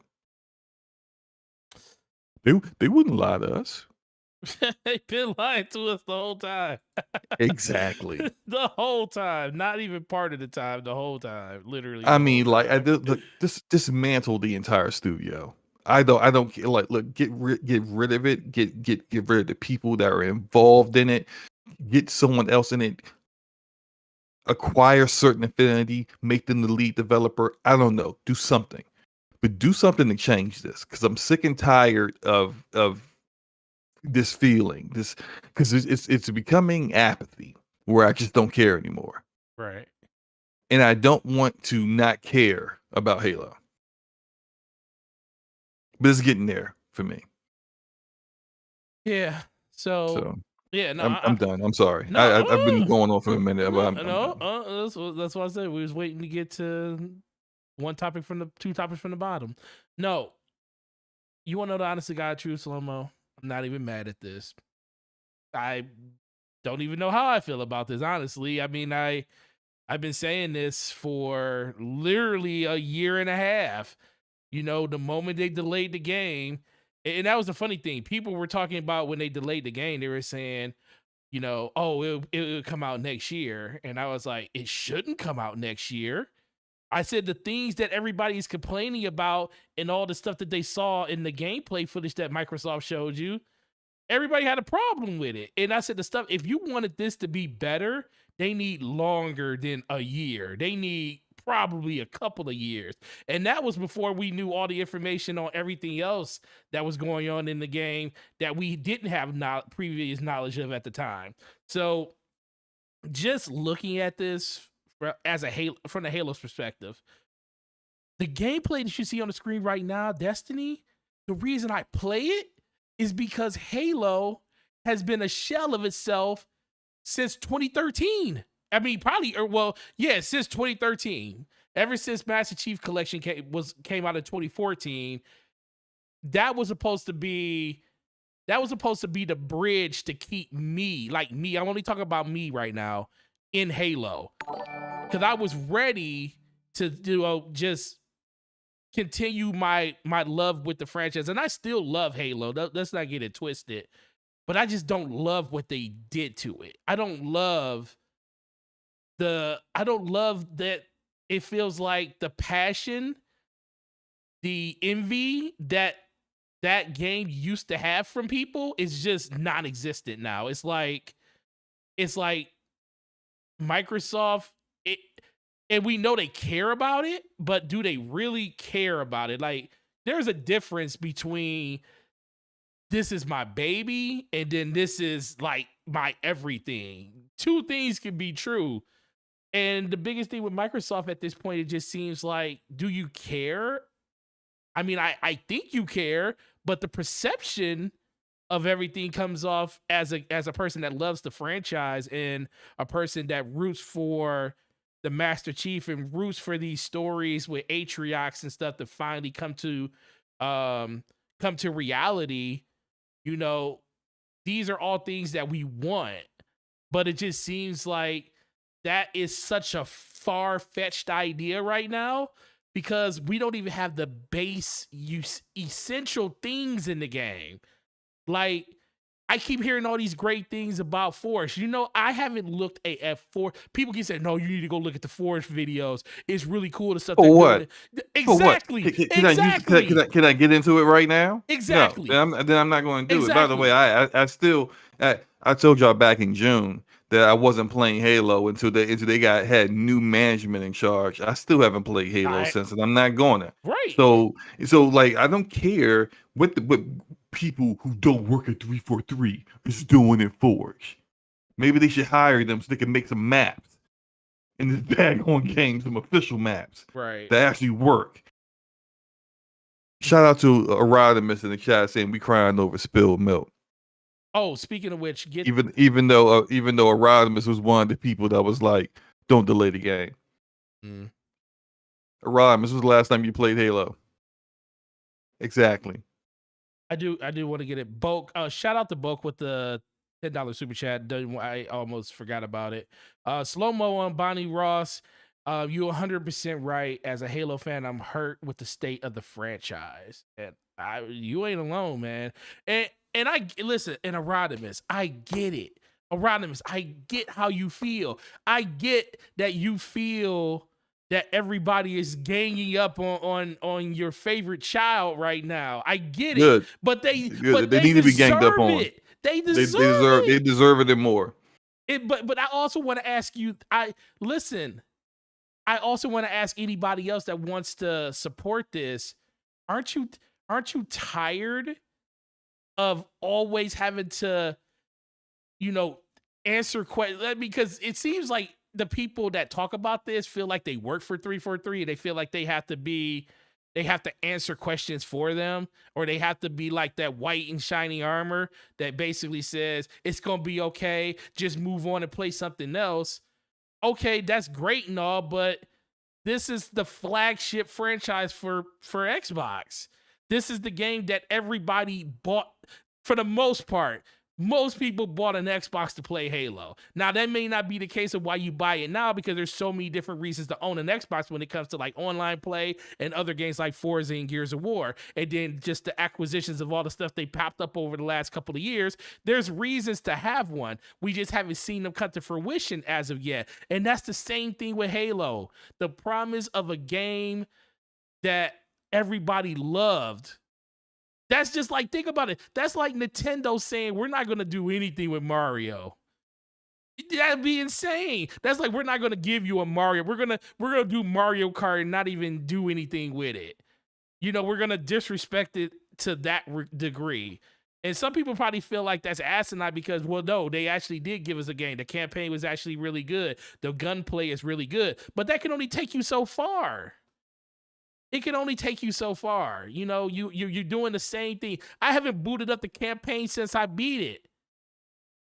I haven't booted up multiplayer since February because there's nothing there for me. And I always tell people, I was like, listen, I'm not playing this game until they put something of substance in there. Yes, there was a new season, but guess what? I looked through the season pass and I'm like, oh, it's all the same stuff. Oh, there's new game modes. Okay, what, Lone Wolf? Okay, that's cool. I play a couple matches of it and that was it, but then everything else is the same. Everything else is the same. And then we got these elongated seasons. I love Destiny and I stopped playing that when they had a 7-month season. I only made it through 4 months of it and I was like, I gotta go play something else. Because at a certain point, it's like, what are we really doing here? It's just such a disconnect between gamers and the things that they love, and they feel like they can't critique the things that they love without the fear of feeling like they don't want to get attacked by their peers and stuff. Screw that. Listen, I love all of you guys in this chat. Y'all guys rock out with us. Y'all, Rodimus, and all you guys are here every week. You support the channel. Y'all support both our channels monetarily. We love y'all. Trust me. But I'm never going to sugarcoat how I feel about this because I feel like it's a disservice to the franchise that I grew up loving, that I would carry a 200-pound TV to somebody else's house to play. And guess what? That was because it had couch co-op. It had system link. There were more ways to play Halo together in 2001 than there are today. Make sense of that. This is a 10-month season 2. A season that lasts 10 months a season. They call them seasons because they're supposed to be 3 months. 3 months. Like a season is. 3 months. But 10 months? What are these seasons like Game of Thrones seasons? Those weren't even that long. Is winter coming? I mean, like, are you serious? Like,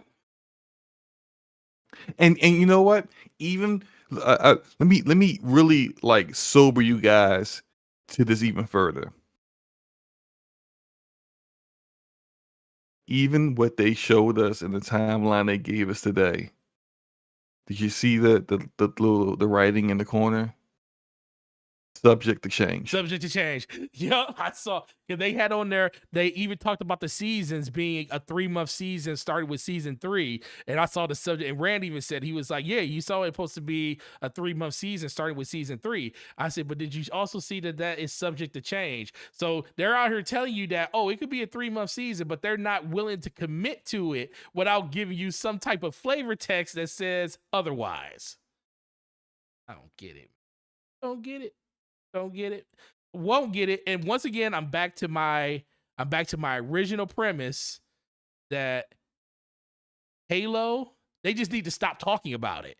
Like, they just need to put their head down. And the one thing I will say about this is they are finally doing what they have to do to get this game to a semblance of what it needs to be. Because spoon feeding people this stuff isn't working.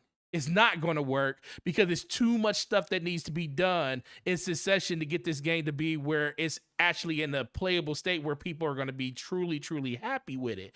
So yes, this is going to be a year to 2, possibly 3-year process to get this game to the point where it is now. And what does that remind you of? Halo Master Chief Collection that literally came out in 2014. The game wasn't 100% playable to 2018, 2019. So they learned nothing. They learned nothing. They learned absolutely nothing. And the people who were leading 343 then are still there. Are the same people who are leading 343 now. We're not going to get change out of the studio until you change the people who keep making the same mistakes over and over and over. I'm done. Why is Frank O'Connor, whatever? Why is he still employed here? The guy's an embarrassment. Yeah. Straight up. Like he embarrassed the company with his behavior on social media. Why is he even still employed? Yeah. What? How do you have the audacity to lie to your player base when you allow racism towards a segment of your community to be displayed in your game?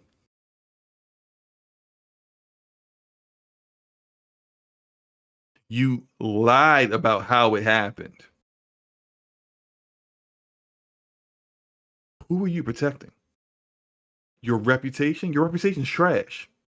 Yeah. So what is there to protect? Are you protecting the racist that did it? Why are you protecting a racist? Let him own it and let him work at McDonald's for the rest of his life. Or unless that's your culture and you really see no problem with it, you're just really sorry that you got caught. And if that's the case, they've got a lot of people to get rid of. They do. I'm telling you, you will see these are things that you're going to see. You're going to see a lot more people saying, this is my last day at 343. And when you do see people coming in and say, hey, first day at 343, look at my office. Look at my 343 my Halo t-shirt I got on. They're going to be former Bungie employees. They're going to be people who worked at certain Infinity.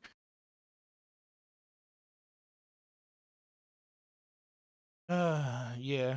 You know, and it's going to be a long look. Game development takes a long time, and fixing catastrophic mistakes that this developer has made is going to take a long time too. So. Yeah, and Black Mama, you make a good point. You said I think Microsoft was really banking on COD, but is this the thing? This was happening. This was happening before this even. The COD thing just happened. It just happened. Like they didn't know that the stock price on Activision was going to drop to $63 a share, and they were going to be able to like come through the back door, pause, and be able to say, "Hey, we'll give you $93 or $94 a share, and we can purchase you." Microsoft didn't know that was going to happen. And this was last year. Halo Infinite was supposed to come out in 2020. And they delayed it to 2021. So the whole notion that anytime people bring up the notion that there's like they care more about other things they do Halo, I mean, I'm not going to disagree with you because I do think there's other priorities out there. I don't think there's a game that's a priority. I think the only thing that's more important than Halo is Game Pass to them. That's the only thing I think is more important. But I just don't know if they know what they're doing with it at this point. It's like people work at 343 because of Halo. They want to be a part of that legacy, and all you're doing is sullying the legacy. And then what's going to happen? People aren't going to want to work on it because they don't want to be a person that is known for the direction that Halo's been going in the distant past or where it's going in the future, because none of it looks good right now. So it's just disappointing. It's so disappointing at this point. And I like I said, I don't want to come off indignant about the situation because the Halo fan in me is just so hurt that this is the way that this story is being written. I don't think the story is over, because as long as Halo's a thing and they're going to keep making it, we're going to always want to support it. It's just hard to support it, especially with the leadership that's in place right now. I've never called for nobody's job before. I never did that, and I still won't do it today. But Microsoft got to make decisions. What's important to you? Is the IP important to you? People are always supposed to be important to in the narrative to do that. But if those people aren't up to the task, then you kind of got to do something different. That's all I got to say on this. You got anything else? No, I'm good, man. I think I've expended my energy on this. Yeah, I think I'm done. Yeah, definitely. Yeah, we're gonna move on to the next thing. Shout out to the Ashen Luca. I see she put up she actually did a video on this guy. So after the show, please go check out her video. She talked about how Halo was how it's just disappointing. And that's coming from a person that really loves Halo. She was not the biggest Halo fan. She adopted that because we're Halo fans and we played it and we kind of got her into it, and she started really. She was loving it. She was enjoying it. She's loving it. She put more time in the game than I did, and she really loved it. So even from I'm going to go watch her video because I want to know what her perspective and how she feels on it. But I think everybody, we're all 10%ers and we're all scum. We're all part of the family. So make sure you go check that out when we're done with this over here too. But moving on to the final topic. The battle of the UK with Xbox, PlayStation, and CMA squaring off about the Activision Blizzard or the ABK deal. So basically what's going on here is the fact that the CMA is basically putting a little bit more pressure on Microsoft to provide information on the dealing with Call of Duty or just the Activision games in general, mostly Call of Duty, because they want to make sure that there isn't going to be this unseen competitive advantage where it's going to basically really truly hurt Sony because of just how big the IP truly is. And this game is a huge game. There's a lot of different things that is being talked about, putting the game in Game Pass, making sure there's competitive, making sure that they're not gipping one version of the game or another when it comes to like DLC or anything like that. This is all stuff that usually would never be a talking point, but the fact that this is going to be a company that actually owns one of them, like owns it outright, and it's not a third party, then it kind of becomes a completely different story. And Sony and the CMA and everybody in the UK basically just needs to know more information on how this is going to happen if this deal does go through. Slow-mo, for like the 50th time, what is your take on exactly what's going on? Because we talk about this all the time, because I always tell people until this deal goes through, we're going to continue to talk about it until Microsoft's name's at the top of the ledger or it's not. So right. What do you think? Before I do that, I wanted to introduce our good friend Enrique. Based on Radio Arcade Podcast. What's up, Enrique? Oh, Enrique's here. Hi, Enrique. Hey, what's up, everyone? You know what? I was trying to jump in. Are you here for the Halo stuff? Yeah, well, we could backtrack, sir. We could backtrack. I'm sorry. And I just couldn't get in. Like Slow-mo was like, "Yeah, hop in." Then I was like, going to, and then I couldn't. So, oh no, go ahead, man. I don't want to hijack the show. No, dude, your family. Floor is yours. Go. Yeah, well, first of all, it's great to see you guys again. It's always a pleasure. Just chopping it up, talking video games, but. Yeah, this Halo thing is it's just great stream earlier today, by the way.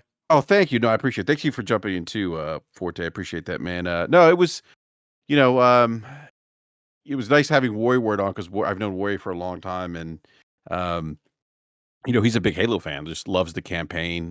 Doesn't care for multiplayer. But it's wild to see the franchise. It almost like I knew like that. We all knew there was issues coming into Halo Infinite, I just feel like it's just getting worse. Like, you know what it reminds me of, Slow-Mo? Mm-hmm. The Washington Commanders. Oh yeah, yeah.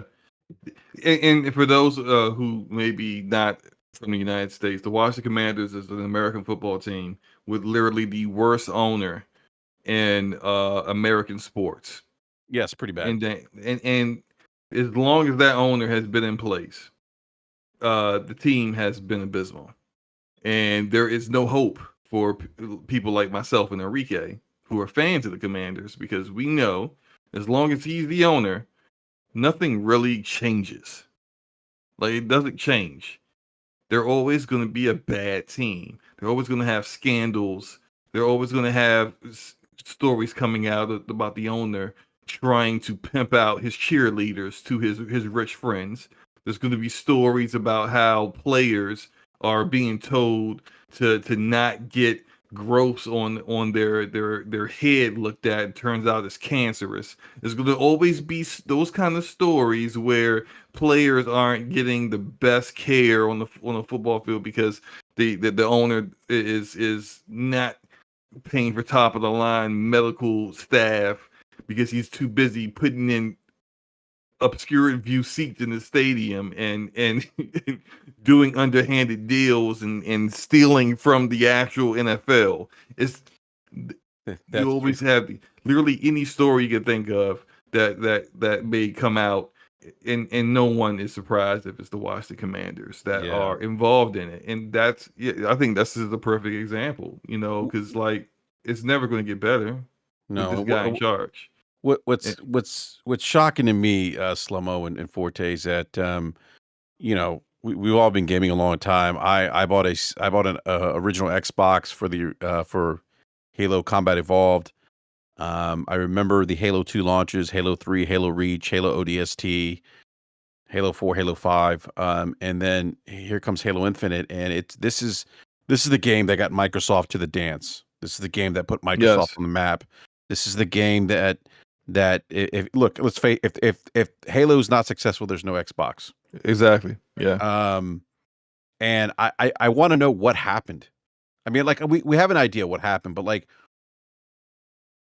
it seems like it's just getting worse. Like, now this season's going to last a total of 10 months. Yes, I'm excited that we're getting Forge. I think this game is probably going to survive on PC. I think and I say that survive at 17. Well, got like 2,000 concurrent players right now. Is that surviving? Well, I mean, look, like when I say survive, I mean, like, I think that's where you're going to find the core community now on PC, because I think that Forge, people are going to run wild with Forge as they did on the Xbox. I think Forge is kind of is something that fits well with the PC community to create these maps. And I've seen some of the leaks, and some of the stuff's actually pretty cool, and it has me excited about Forge. What's disappointing is that the gameplay mechanics are really solid in this game, and the multiplayer, except for the desync and the desync. Yeah, I mean, there's issues. Absolutely, yeah, issues that they still can't fix. And admitted that they don't have the bodies to fix it, even though they're a 700 developer studio. But my bad. Continue. Yeah, I guess what I want. Yeah, and so so you're right. If you would have told me that Halo wouldn't be in the top 10 of played games on Xbox, if you would have told me that last generation, I would have laughed at you. If you would have told me 20 years ago, I would probably cussed you out and told you were an effing idiot. But here we are. I mean, and again, imagine Mario being in shambles. Imagine The Last of Us being in shambles. God of War had some issues, but imagine like the stuff that we see at 343 happening at Naughty Dog, or with Miyamoto franchise. I hope this thing turns around for the game, because I want a good Halo. I feel like a good Halo is great for the Xbox platform. But I don't know how much more confidence I have in 343i. I know Staten's trying to turn things around, but Slow-Mo, you brought up a point. There are people in place, and again, maybe Microsoft's okay with the plan that's put in place, and they're willing to give him the benefit of the doubt, but how much longer do you give him the benefit of the doubt? And some of these people who've been there, and let's face it, 343i, in my opinion, hasn't. Yes, they made good Halos, but Halo was never good. It was always great. And you know,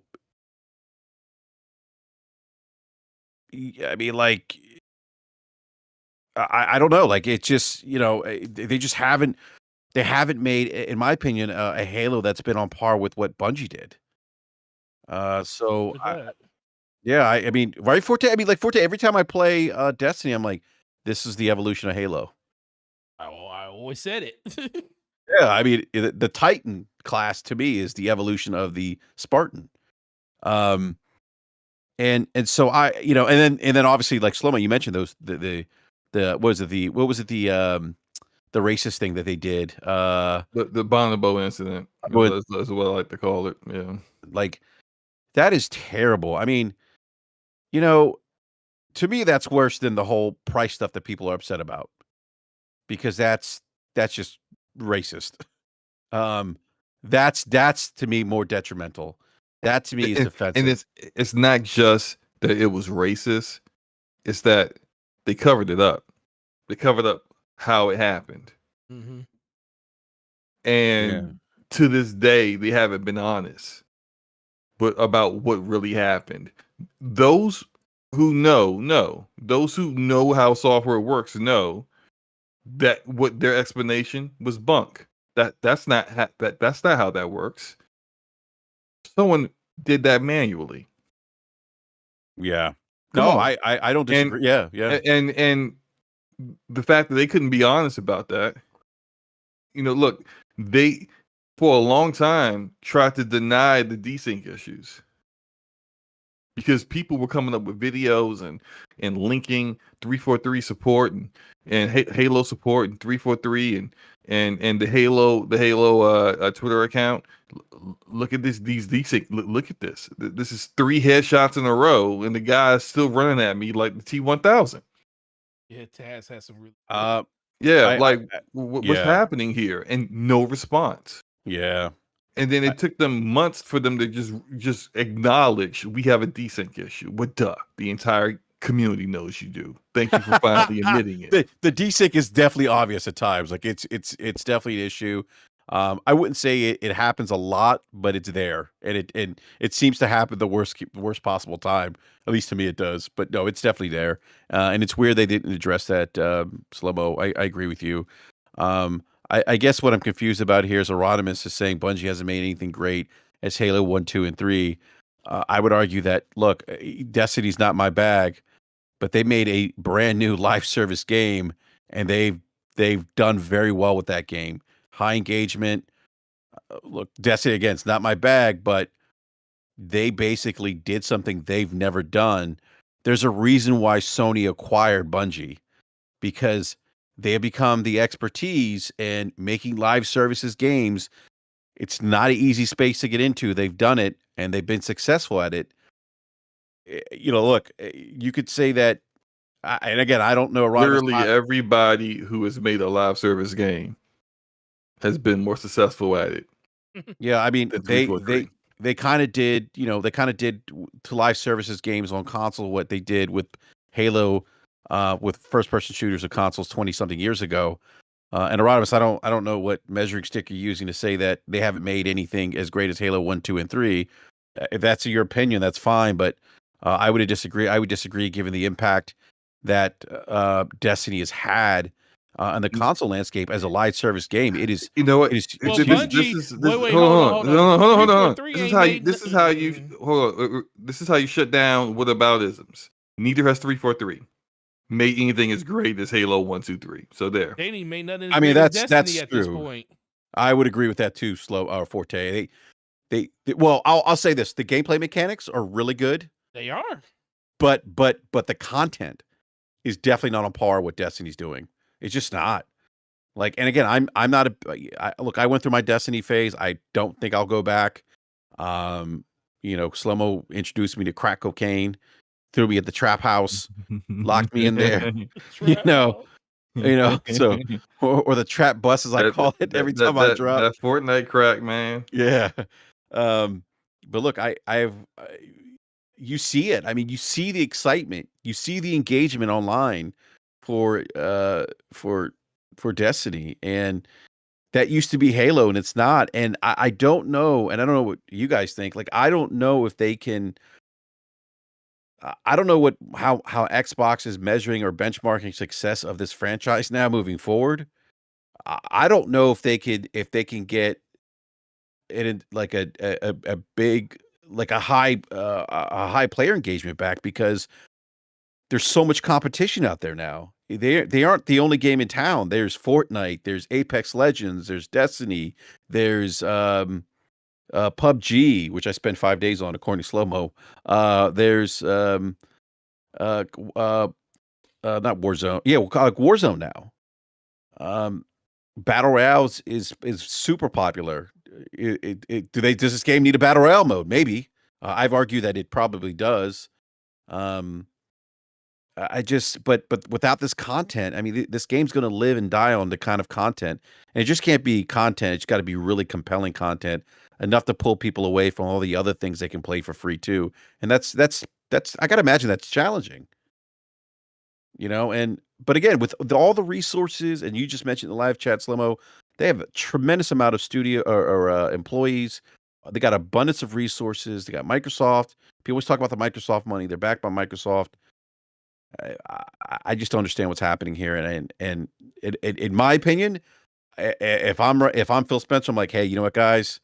Heads have to roll. This is our baby. And I go back to that 2011 article that you mentioned, Slow-Mo. I think you or Forte, one of you guys brought it up.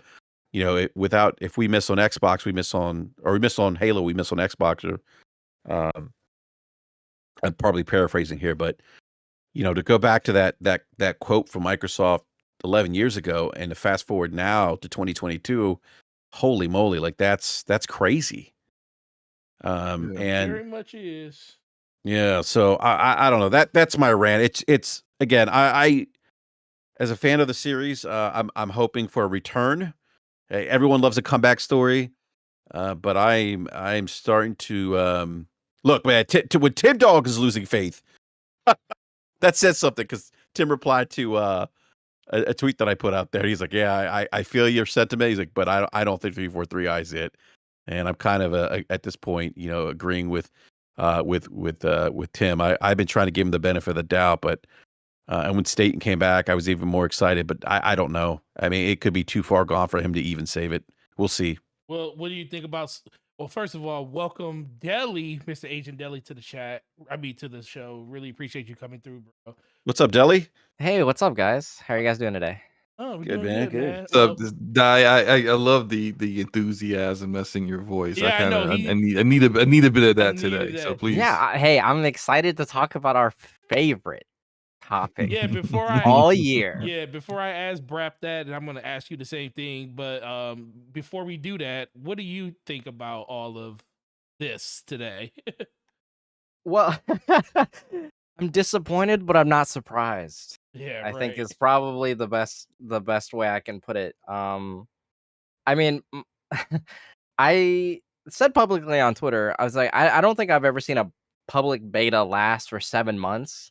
And I think from what their roadmap is like, I think they're giving or planning to give beta updates for Forge. So like Forge beta updates well past the 7-month mark. So I'm assuming that Forge is not going to be fully functional and complete into probably this time next year. And I don't think that a beta is quite. I don't think that that's a word that should be used for something that is like a year-long project, right? Like they use the word intermittently in the beginning with the multiplayer. They said the multiplayer beta, and the multiplayer launched, right? It was fully functional, it's complete. We got all the weapons, we got all the vehicles, we got all the maps, right? And whether or not you believed that was the end product, I mean, it was functional, right? It had a matchmaking system, had had playlists, had servers, had blah, blah, blah, X and Y. It worked. But you cannot use that same thing for Forge and then say, hey, we're planning to give it updates well past June 27th. that's our idea. It's like that's our roadmap right now. It's like we're going to give updates for it well past June 27th. And I'm not entirely sure if this is something that's indicative of, like, obviously, because I'm giving a prognosis from the outside, but I'm not entirely sure if this is indicative of the entirety of development.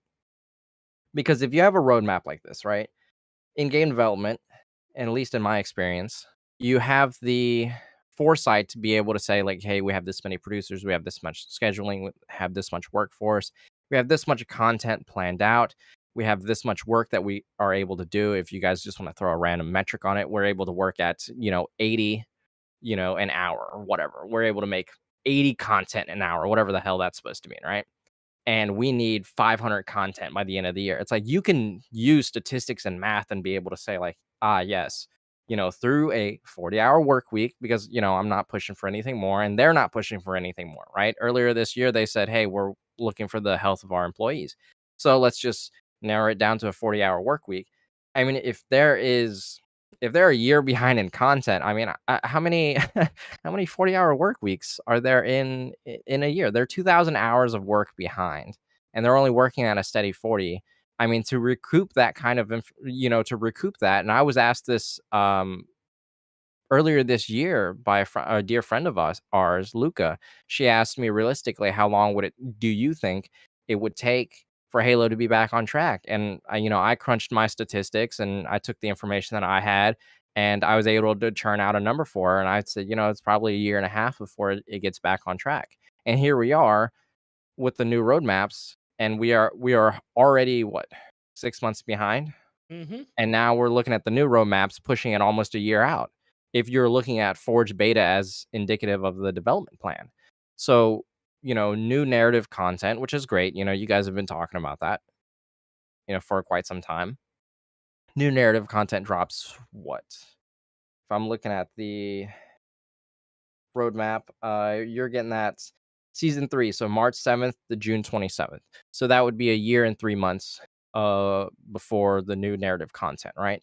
Destiny, if we're looking at something comparable, as we were talking about earlier, narrative content came out end of the year, December. It was like the Dark Below came out December of the launch year, which I think was 2014.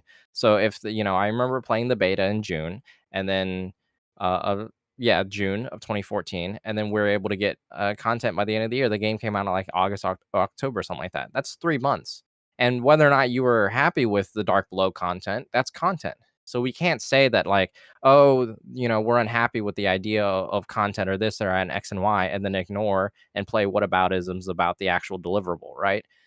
What they delivered here, 343, is what again?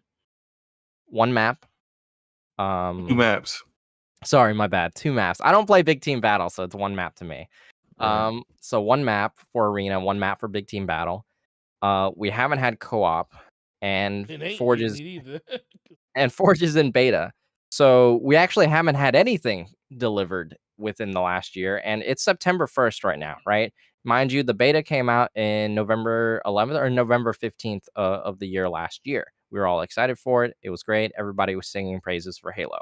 So within 2 months, it'll be the unofficial 1-year mark of Halo's release. And in 3 months from now, it'll be the official 1-year mark of actual content, right? Single player with a paid price tag on top of it.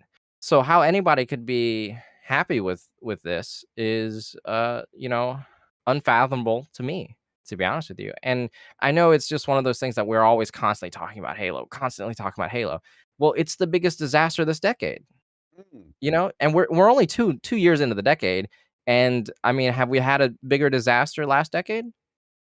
Maybe Cyberpunk. Maybe Cyberpunk. And then, and that was it. Or No Man's Sky was the biggest disaster last year. No matter how many disasters we had last decade, No Man's Sky was a standout, right? Mhm. And that happened 6 years in? We're 2 years into this decade. We have a generational change, just like last decade, and we're 2 years in, technically 1 year in, right? Because Halo's launch was last year. We're 1 year into the console generation, and then 1 year into the decade, and we've gotten just as big of a disaster as as the biggest disaster we had last decade, which was again comparable. We had a generational change, and No Man's Sky was eventually able to pull it back. But I mean, like, we're 6 years out from No Man's Sky. I don't think we can possibly wait 6 years for Halo to make a grand comeback. Yeah, it's just it's wild to me that we're having this conversation about Halo.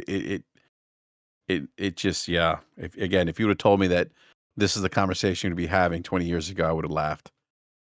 Yeah, like I don't know how you could be 2,000 hours behind on content and work, genuinely, at this rate. And I mean, we can even give it. We can even be nice about it, right? We can even do it 1,000 hours, but 1,000 hours is like still quite a bit of time. On a 40-hour Yeah. work week, that's still 6 months of work. Yeah. How we can be 6 months of work behind 6 months ago, and then 6 months later still be 6 months behind on work. I don't know, and it's only been 4 months since the last big roadmap. So since if you look at the roadmap from the last time, from season 2 into this roadmap, not a lot has changed. They said they roll out Forge beta by September. It's September 1st. Okay, cool. Are we gonna have the same conversation next month? October 1st, are we gonna have the conversation about Forge beta not dropping in September? I don't know. I'm surprised, not surprised, disappointed, but not surprised. And Yeah. there's really nothing we can do about it but wait. And I tell that to people all the time. It's like, whoa, what can we do?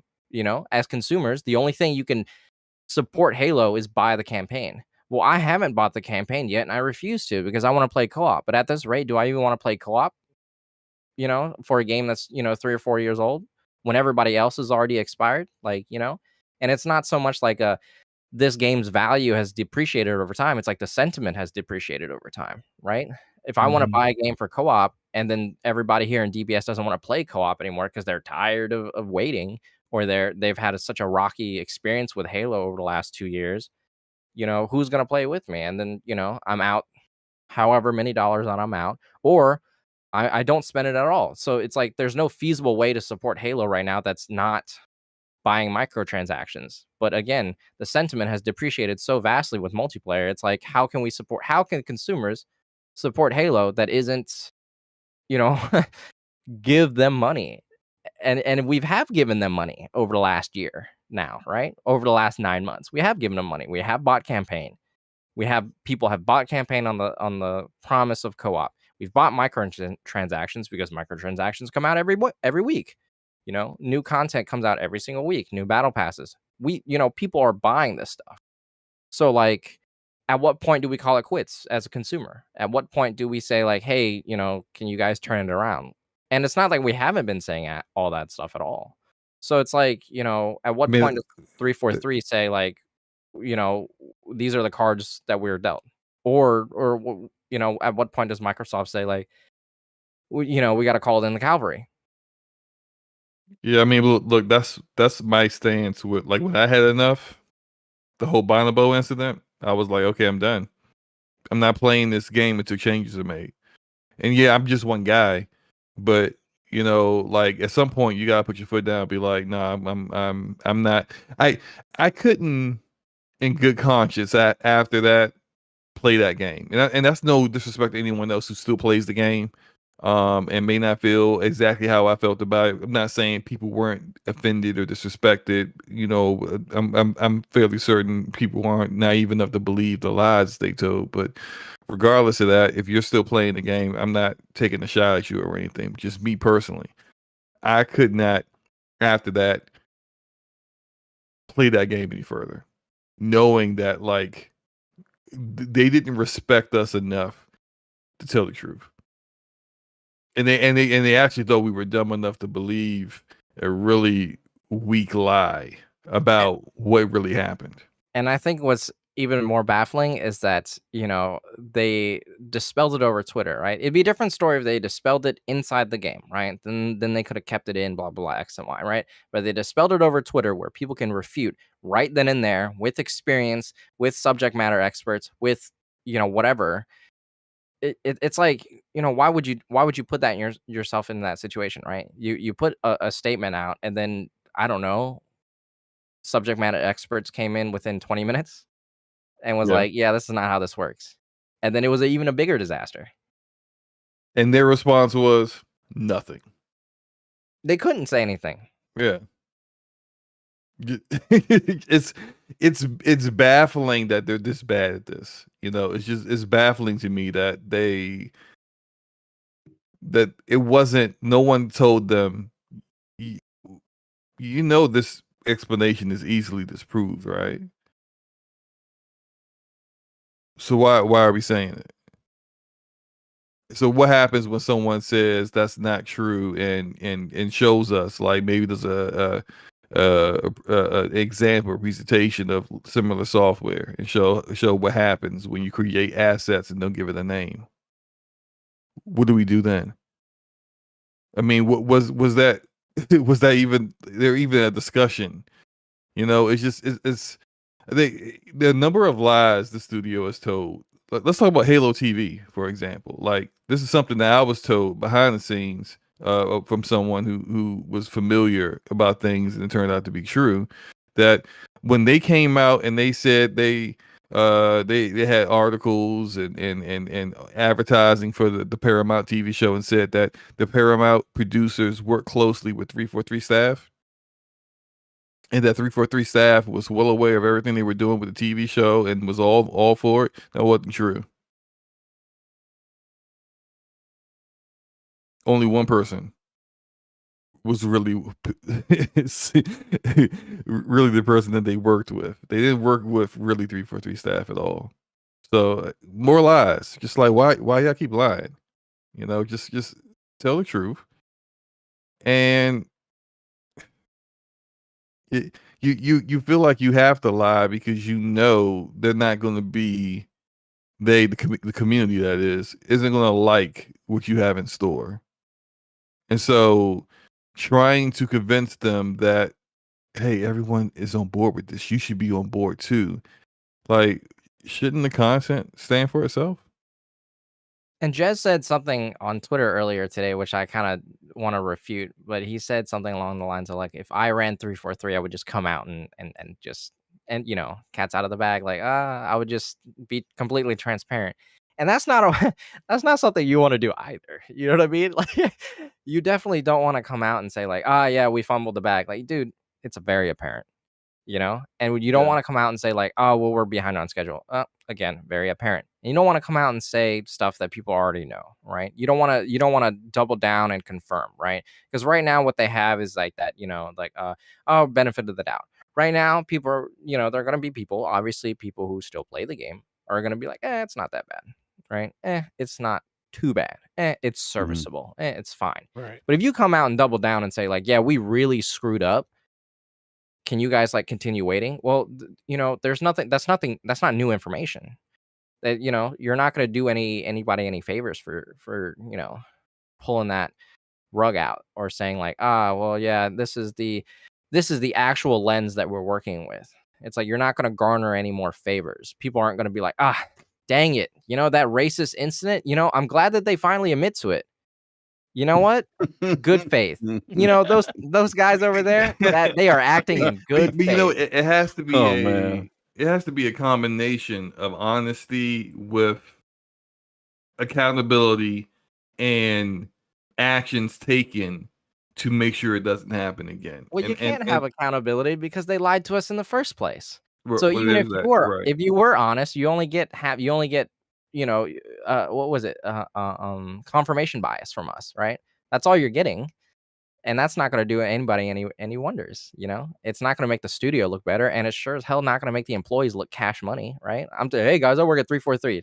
Hey, aren't you guys the company that screwed over Halo, my favorite franchise? Well, this is a really awkward elevator right now. Yeah.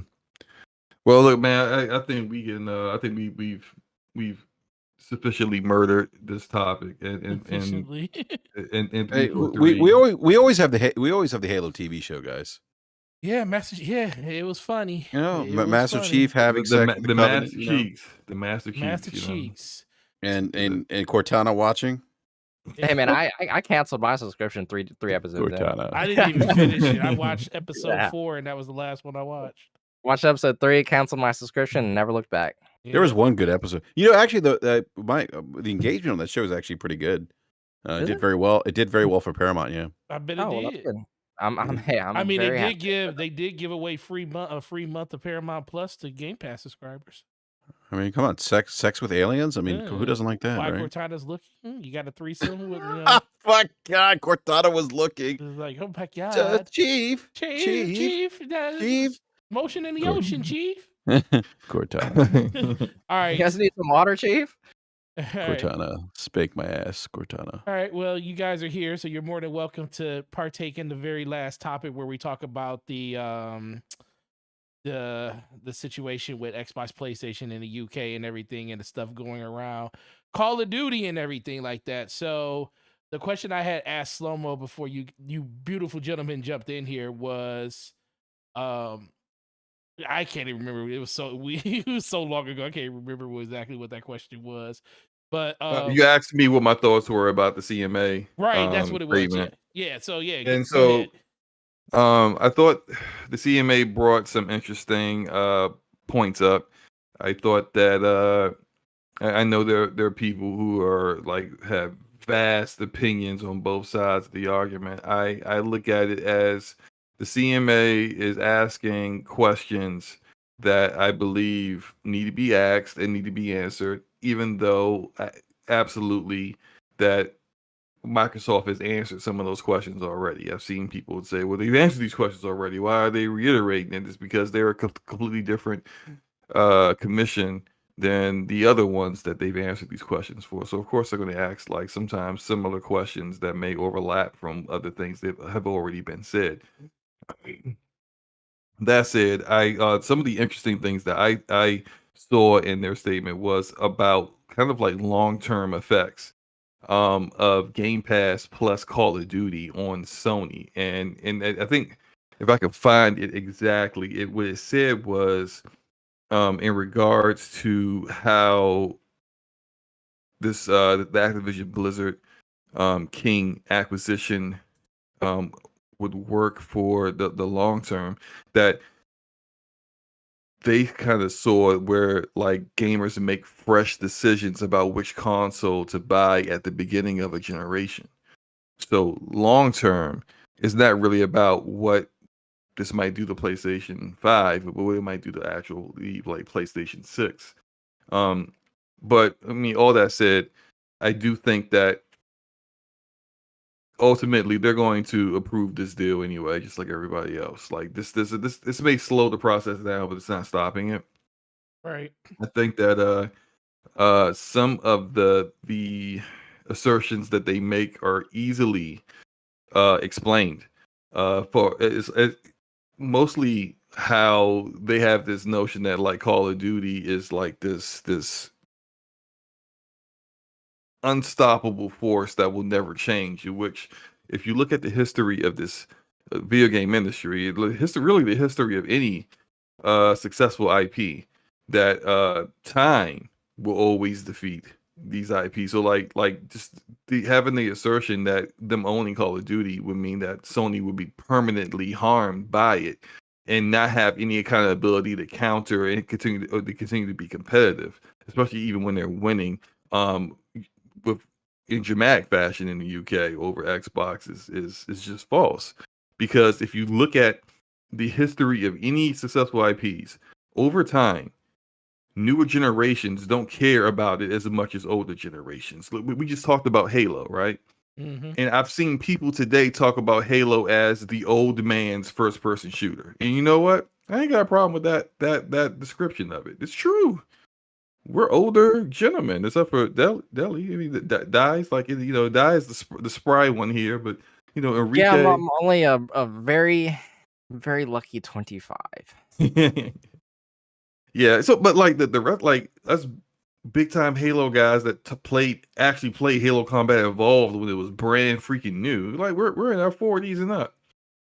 So when we prefer Halo over Call of Duty, there's a whole we're not a part of that generation that saw Modern Warfare come out, and I think what was it, 2007? Yeah. I think, Oh Yes, sir. man, woo! and Talk about it. completely was like a Halo what? A Yeah. what? Halo who? Halo who? No, it's about COD. Yeah. Eventually, look, we're already seeing it. This newer generation of gamers, they care about Valorant.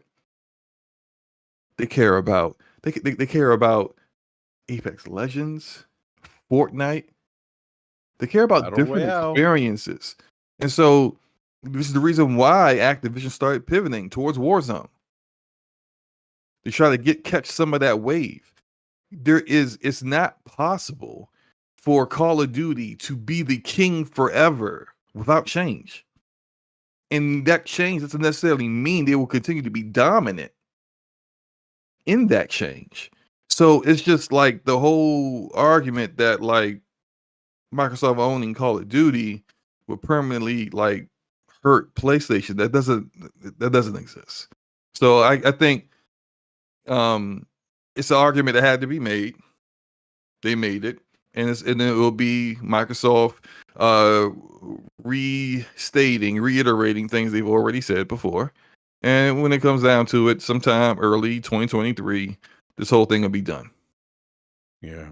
You know, it's interesting, Slomo, is that, again, Microsoft is doubling down to these regulatory agencies that, in fact, Call of Duty will remain multi-platform, that the other platforms will get the same version of Call of Duty at launch, day and date. Mm-hmm. So Microsoft goes back on that. They're going to have a big issue legally with the regulatory agencies because they've put this in writing. Like that is a legal matter now.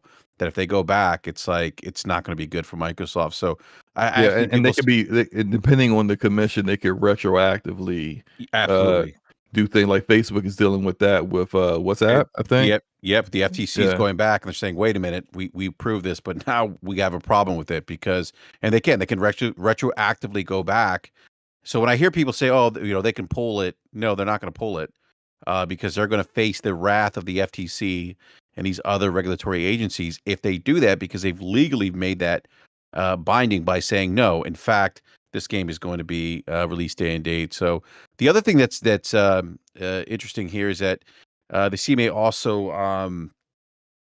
the CMA actually also stated, cloud services. So this is where it's just more about, it's more than just COD Game Pass. It is Microsoft leveraging their enterprise or Azure platform in the gaming industry. And by doing that and acquiring all these, developers, these tool sets, what does that mean to the rest of the industry? Does that stifle competition from Amazon, Google in that space? Is it going to be harder for other individuals or companies who are trying to get in that cloud services space to enter into into the gaming industry now? I think Microsoft's actually, if I'm not mistaken, there may have been a lawsuit. I have to go back and look. I don't remember. But there was something about Microsoft buying smaller competitors in Europe to get a stronger foothold in the cloud space. And there may be some antitrust. I think there's an antitrust lawsuit levied against Microsoft right now. I'd have to go back and look. But there's something like that going on right now in the European Union where, again, I mean, look, Microsoft doesn't have a particularly great track record for those of us who can remember. Here in the U.S., they actually lost the antitrust suit by the DOJ in the early 90s. They were found guilty. They only had to through appeal, and I forget what else happened. I think that decision was reversed through the appeal, but no, they were found guilty for violating antitrust laws early on. So, and I'm not saying that's the same Microsoft, but some of these individuals who are part of these regulatory industries are still there, still remember Microsoft doing those things. But I agree with you, Slomo. I think the deal's going to be go through. I do wonder, though, and it wouldn't surprise me, and I'm not saying this is going to happen 110%. It wouldn't surprise me, though, if there was some kind of condition made where they said, yes, this deal can go through, but there's going to have to be concessions. There's going to be things that are going to have to be spun off. We saw this with the NBC Comcast deal here in the U.S. We saw this with Disney Fox. That could be something that potentially happens too. And I think my interpretation of what I read the CMA kind of points to that a little bit, especially when they start talking about the impact to competition in the cloud services space, and what that means to some of these other competitors who might be already in the space or trying to get into the space. Right. I mean, like, I think that's always the potential. I think because those, and they even said it in their statement, that those markets are, which, like, they kind of like describe both cloud gaming and subscription services, subscription gaming services, as both as if they're their own markets. Despite them being parts services that are part of the console market, but they said that both are in their infancy. So of course they want to make sure that Microsoft isn't using ABK to foreclose on potential rivals and prevent people from getting into, because that could be a monopoly when other people can't actually get into the space. But I would assert that they are so small that there is no guarantee that Microsoft could actually be successful in both markets if it grew. Like, for example, VR. Like, VR has been something that's been around, like the actual VR market, like for over a decade now, but it hasn't started to really grow until like maybe the past year or two, with Oculus Rift, Quest 2, and potentially with the PSVR 2. But when we first really started to see it go, like, there was no guarantee that because the only game in town was Facebook in the first Oculus Rift, that they were going to run roughshod over everything else because they had that. So it's just like, you actually have competitors already in these other subscription markets, and it's still not, especially for subscription gaming services, something that is self-sustaining at this moment. So it's just, there's no guarantee that it's going to be successful. And I think that it's a little presumptuous to automatically, like, it seemed like in their statement, they were automatically assuming that these markets will grow. And that they will absolutely, like, cloud gaming is going to be the way that people consume gaming in the future. And it's just like, but I think that's part not of a that, guarantee. no, it's not. But I think what these regulatory bodies do, and we talked about this in the Brap rant this afternoon. One thing that Logic brought up, which is kind of interesting, it's kind of like, they're aware these things may not happen, but they're taking into consideration as if they do happen, right? Like, I totally agree with you. You're right. Like, there's no guarantee, but I think what they're looking at is, if this does happen, what does it mean if it does happen in the future? Where Microsoft kind of cloud, the cloud gaming aspect picks up, it's dominant, and now Microsoft's kind of like the head honcho at the table, and they basically have such a grip on the market that no one else can get in. I mean, that was practically Windows with them. So, but frankly, if you look at things right now, in the video game, especially in the console space, and you could go even further with the subscription market space, no one else can get in right now anyway. Like, what other, like, major competitors do we see in the console space? Like, who's out here really building a console and selling outside of what's the rapper's name that had that fake Soldier Boy? Soldier Boy. Yeah, like I thought I was a fake trash Soldier Boy console. Like, who's actually attempting to get into the console space right now? No one is. And because it's already a market that's difficult to get into, difficult to survive in. And we saw it with Google. Billion-dollar corporation Google, the multi-billion-dollar, by the way, I'm sorry. And up there, a company that could actually go blows with Microsoft on the financial level. Look at how much it costs to be truly successful in this business in the way things are right now after the ZeniMax media acquisition was like, we're good. Matter of fact, shut down our first party studios. We don't need this. We're good. We're good. We're good. After all the work they already put in to create a cloud service, primarily cloud platform, they just we're good. I mean, we still got it here. We're still doing things, but it's the typical Google thing where they kind of let it flounder for a few years before they officially shut it down. That's Google Stadia at this point, but like we still have Amazon who is doing similar things to Google as well. So it's already an industry where, like we the four of us here can't decide, hey guys, let's make a subscription service for gaming. Right. Yeah. Yeah, we don't have that. Yeah, we don't have the No. platform nor content. Yeah, Absolutely freaking that, right? That's why I think it's interesting. Like everyone talks about how kind of like slow Nintendo is. It wouldn't surprise me. I think one of the appeals to these companies for reoccurring like subscription service, obviously the reoccurring revenue.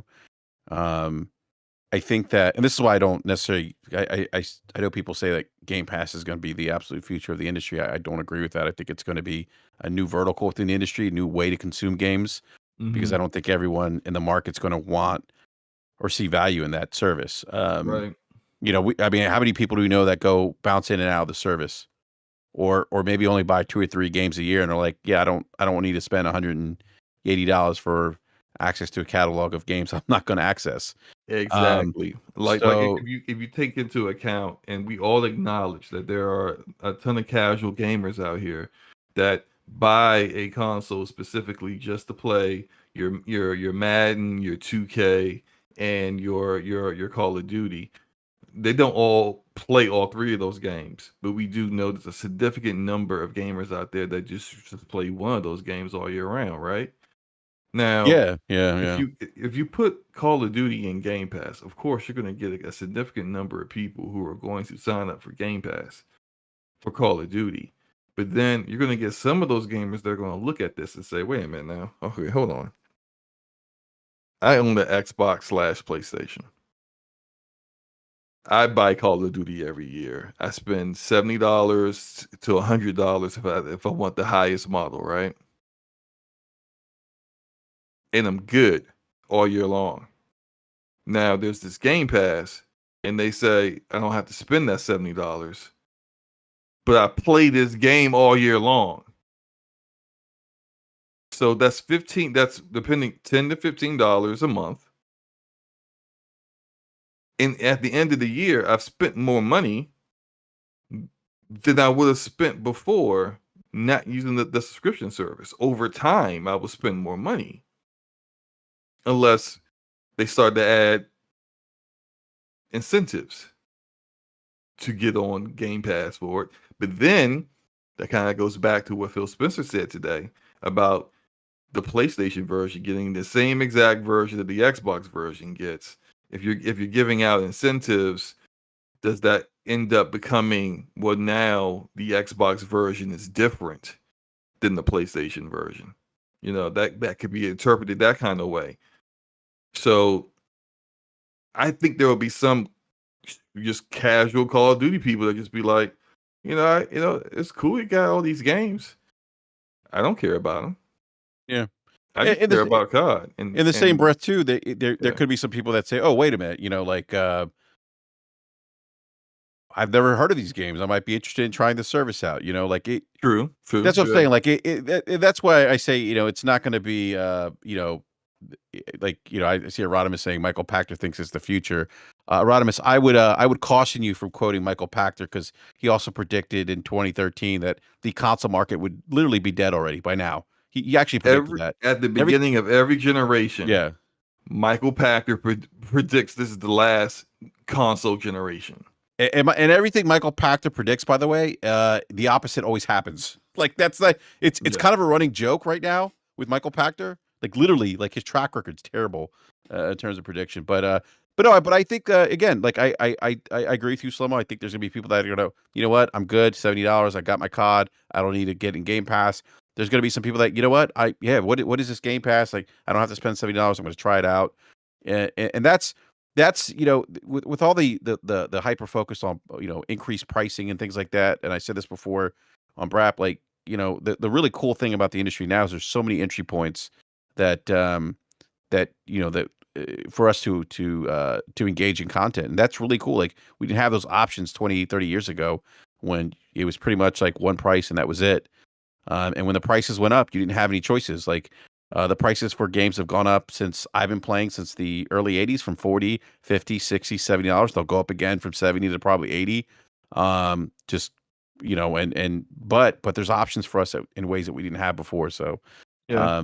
I'll just real quick. I want to say Yeah, one yeah. thing before we Forte and Deli give their opinions on it. I said this on Twitter, and I think that this will come up when Microsoft gives their formal reply. There was something in there that said that they had to give a reply by a certain date in September. By the 8th. By the 8th. They have a week. They got a week, right? So Yeah. I think in their formal reply, they're going to do one or two things. They're going to downplay the significance of Call of Duty, and which they've done before already. They downplayed it with when they spoke to the Brazilian regulators. But I also think that they're going to basically speak on things that Sony is likely already doing to mitigate the losses that they're going to take revenue wise once the deal is finalized, once the marketing that they have for Call of Duty is done, and they're not the casuals considered go-to machine for this game. And I think part of that is going to be talking about how revenue-wise, what's rivaling what Call of Duty generates is your Fortnites, your Apex Legends, your Valorant, those kind of games. And that here Sony is already working on a dozen of those kind of games right now.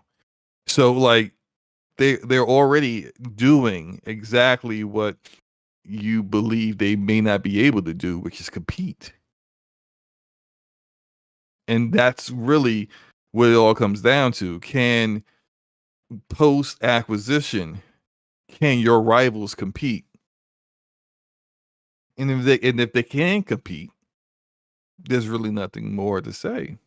So this is why eventually it will get approved, because by the nature of how this market is, and by the nature of what how the video game industry works, it's all going to get discussed, come out, and then eventually end up with we approve the deal. Then maybe there may be some concessions, some things they may have to put in the writing. We won't do this, or we won't stagger the release of the PlayStation version. We won't give even though these are the kind of perks that PlayStation has already negotiated with Activision to get for PlayStation, we won't do these things for indefinitely for Xbox, because hey, we already got it in Game Pass. Let's just go ahead and just get this done, that kind of thing.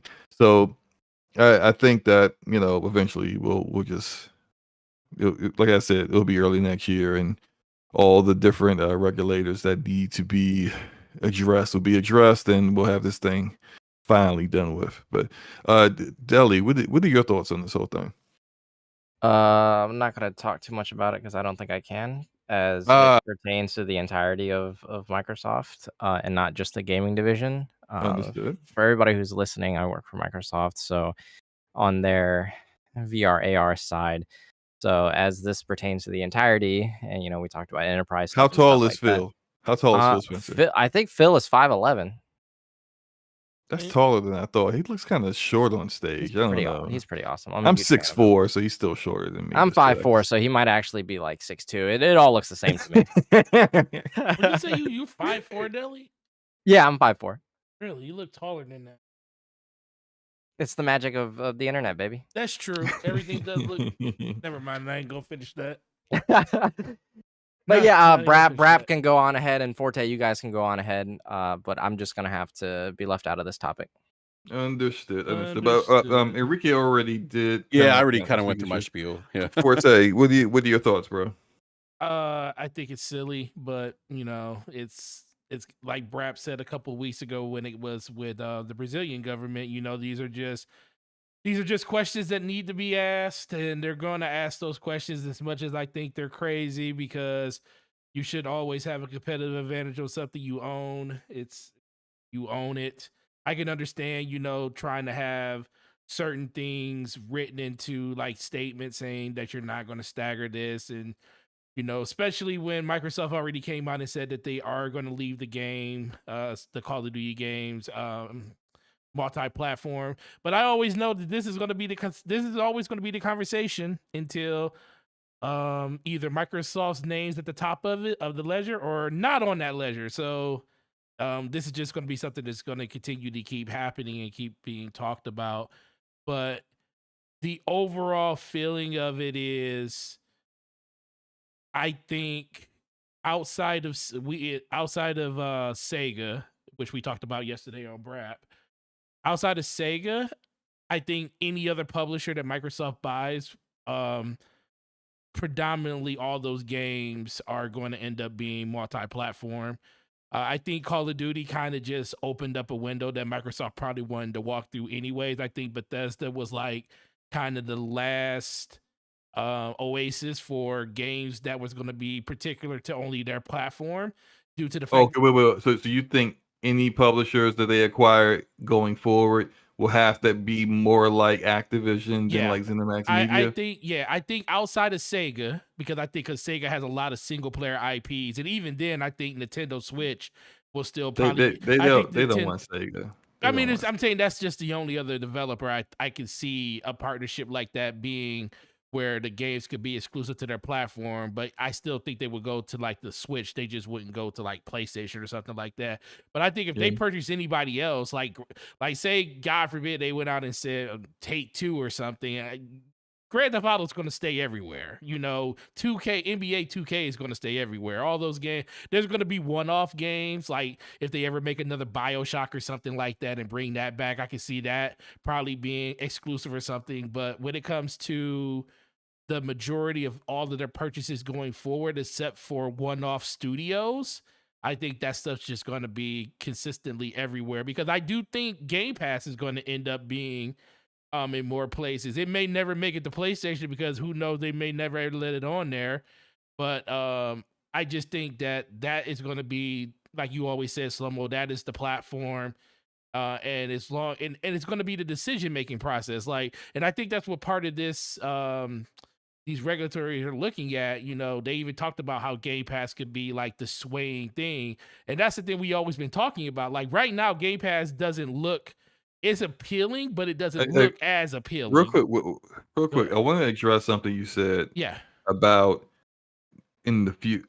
I think, and then maybe this is my theory, but I believe that the real big difference between ZeniMax Media and Activision Blizzard isn't strictly the amount of money that Activision Blizzard makes. No, yeah. Or the kind of IP. It's the type of game. The games they and make. That Fallout, Elder Scrolls, Starfield, these games are single player games. Mm-hmm. So the impact of not having those games on the PlayStation platform is by nature of the kind of IP they are, and even though they're big single player RPGs, lessened than what Call of Duty does, because Call of Duty is an annual releasing product. It's multiplayer. It's cross-play. It's got all these other features. It's an ongoing game, essentially, because there's a new one that comes out on an annual basis. Plus, they have an ongoing battle royale. Whereas Starfield, Elder Scrolls, Fallout are single player experiences, and they're one and done. And frankly, Sony, just like PlayStation's does the narrative side of that kind of stuff better than ZeniMax Media does. So I think what they really like, if you mentioned Sega, and let's say they do want to acquire Sega, I only said the whole thing about, because I know that we got people who who are big Sega fans. And I Right. like to mess with them. But let's say they do want to acquire Sega. Sega's got a ton of RPGs, Atlas. They got Soul Hackers 2, Persona, Shin Megami Tensei. These kind of games, right? Those are single player experiences. There are other RPGs out there that not only are do the same thing that those games do, but they generate more sales. Right. So it's I think it depends on the publisher. On the publisher. If it's Take-Two or it's EA, absolutely those games need to remain multi-platform because of the impact they have on the industry and the fact that they are multiplayer games. But if it's Square Enix, if it's Sega, Bandai Namco, who make primarily single player experiences that sell less, I don't think it's the same. Ubisoft would be more in line with the EAs because they make a lot of multiplayer stuff, you know. Or it may be more of a mix. But another thing I would say, even with Activision Blizzard King, I think was something that has always been said since the very beginning.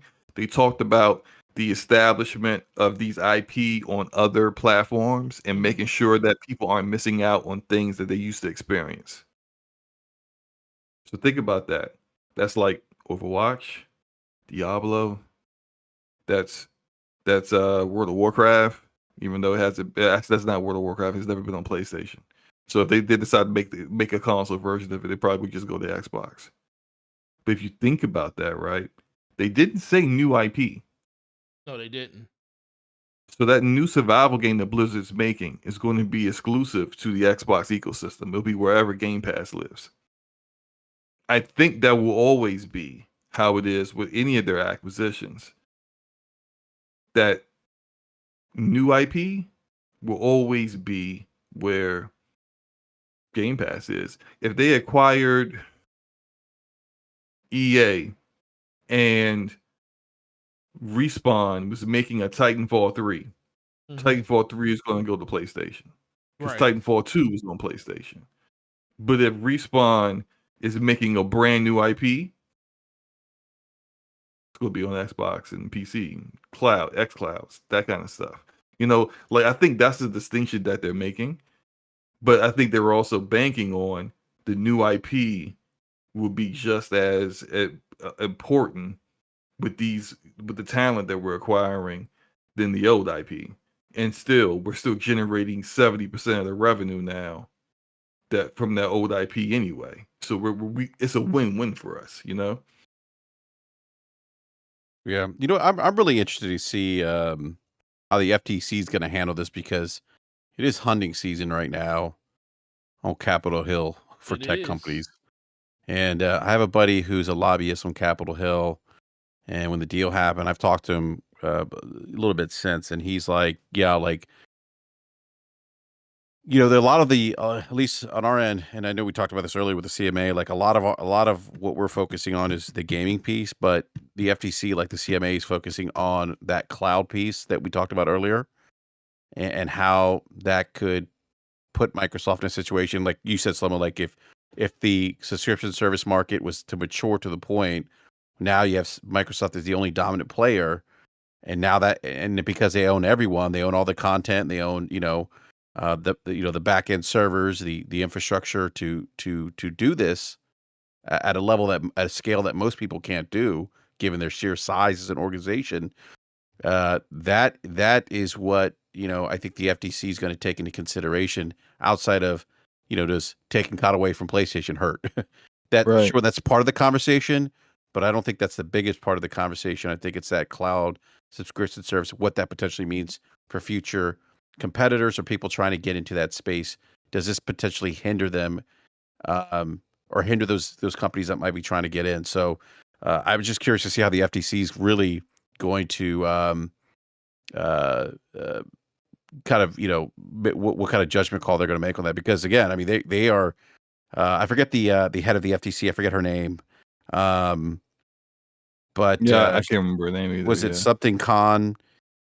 She is very she understands that the tech company. She actually, I think, wrote her thesis on Amazon, and I don't my understanding, and I could be wrong, but I don't believe it was it was praising Amazon per se. Yeah, that's what I heard. Yeah, Yeah, so yeah, I mean it is hunting season. I mean it's going to right. be really I, interesting, I think. See I what the mean, FTC does. to your point, Yeah. what if the there comes a point where they have to, like, people start, like, some of these commissions are looking specifically at how Microsoft has positioned themselves in cloud gaming, to the point where you even have a referendum with your biggest rival on cloud services for Azure. So you could actually own the entire backbone of the entire cloud. If let's say cloud does actually Exactly. supersede console gaming, which I seriously doubt. And if it does happen, it's not gonna happen for like a decade and a half. But like, so let's say it does happen. Your only other competitors in this space is Google and Amazon is already bowed out, so to speak, when it comes to like taking the gaming industry serious. Amazon and AWS is the only other game in town, and you already have in your pocket your platform, of course, but you got your other competitors' platform, and you probably would end up getting Nintendo's platform, considering how good your relationship is with them too. Like, at that point, what if like the FTC or someone says you're gonna have to take all of that business and spin it off to a different company, and it no longer is necessarily a part of Microsoft, just to make sure that like it's competitive. Then you're cutting off. Yeah, and I would think Then you're Satya would have a big problem with Oh, that, because absolutely, because I mean, because at that point you're punishing a company for making business decisions that are in favor of what they've always done when it comes to stuff like that. It's like at a certain point it just comes back to they they So they Forte, put go ahead. companies do things that favor their Oh, shareholders. all the time. Okay, I just All the time. Oh yeah, all the time. That's without being said. But I look at it as a situation that this is still a gamble for Xbox and for Microsoft. Like, at a certain point, it's like the amount of money that they are putting into all of these developers and a publisher, well, two publishers if they get Activision Blizzard, the amount of money that they're spending to basically fund their services when it comes to that. And we all know that Azure is literally carrying all of that, because they can pay for this indefinitely at a certain point. It's like, I mean, who knows what the number is where they could just say no mas and we're done. We can't sustain this anymore. It'll be a while before you get there. But it's like you're telling someone that it's like, wow, they can't have a competitive advantage for something that they built in-house, and they're using their ability to spend money to help fund their way in doing that. Now, some people just don't like that, and I get it, but that's the way that they always operated. Like, if they really wanted something, they just flex their muscles and say, we're going to spend our money to be able to do it. I can see if they bought like Azure from somewhere else, like it was like acquired through a third party means, and then they built all this stuff on the backs of someone else's work, but that was something they built. Sony could have built that. They tried to build it with Gaikai and it didn't work. So it's not like they didn't try. People always talk about, well, people keep talking about how Microsoft was the first to do something like this, but then people are quick to remind them, no, Sony actually was doing this for a while. Remember PlayStation Now? They were doing this before Microsoft was doing it. So it's just the fact that Microsoft has the ability and the ecosystem and kind of the know-how, because they're a software developer. They have the ability to kind of do something like this, and then they have the war chest to fund it indefinitely until it either works or until they give up on it. That's the difference between Microsoft and everybody else. And when it comes to like, and Google, and that's the other thing, Amazon could have did the same exact thing, but not Amazon, Google, they did the exact same thing. Amazon could do the exact same thing that Microsoft is doing. The only difference is Microsoft's had skin in the game since 2020. I mean, not 2020, 2001. So they have 20 years inside of this. So they kind of already went through the trials and tribulations on if we're going to rock with Xbox or not. They proved by saying we're going to spend $70 billion on the acquisition. They proved by saying we're going to spend $7.8 billion on the acquisition. You know, they're not afraid to spend the money, and we know that now. But it just comes down to the other parts of that, like with Sony and with Nintendo and everything like that. And I do agree. Did you just hit a home run on one of the what's it called? Oh yeah. The What is that? I was like, did he just hit a home run? Like that? It is. That was pretty badass. That's is pretty cool. Yeah, it's a Finisher. It's a finisher. Yeah. Yeah. I just saw it. I'm sorry, man. I'm watching the gameplay and I just saw that. I was like, what? Yeah. I mean, we can Sorry, finish man. things up. Before we finish things up, I did want to say one thing that I hope kind of comes out of all this is that I'm waiting for one of these regulators to start asking for data. Like, yes. okay, so you say that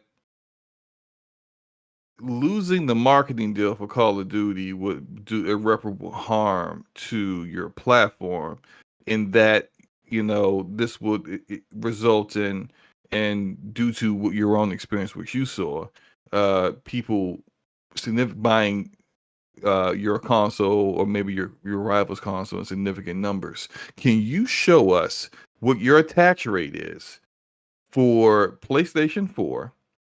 And then, because you have the accounts and you know how many games these people played who were on those PlayStation 4s, exactly how many of that 120 million consoles are just people playing COD? That's what I want to see. I would argue. I want to see that data. I would argue that the same thing, Slomo, but even the opposite of that too. 2013 was the last year Microsoft had the marketing deal for Call of Duty. And they were, even knowing PlayStation was still beating them, it was close. It was like that first year, it was like something like 5 million to 8 million that first year.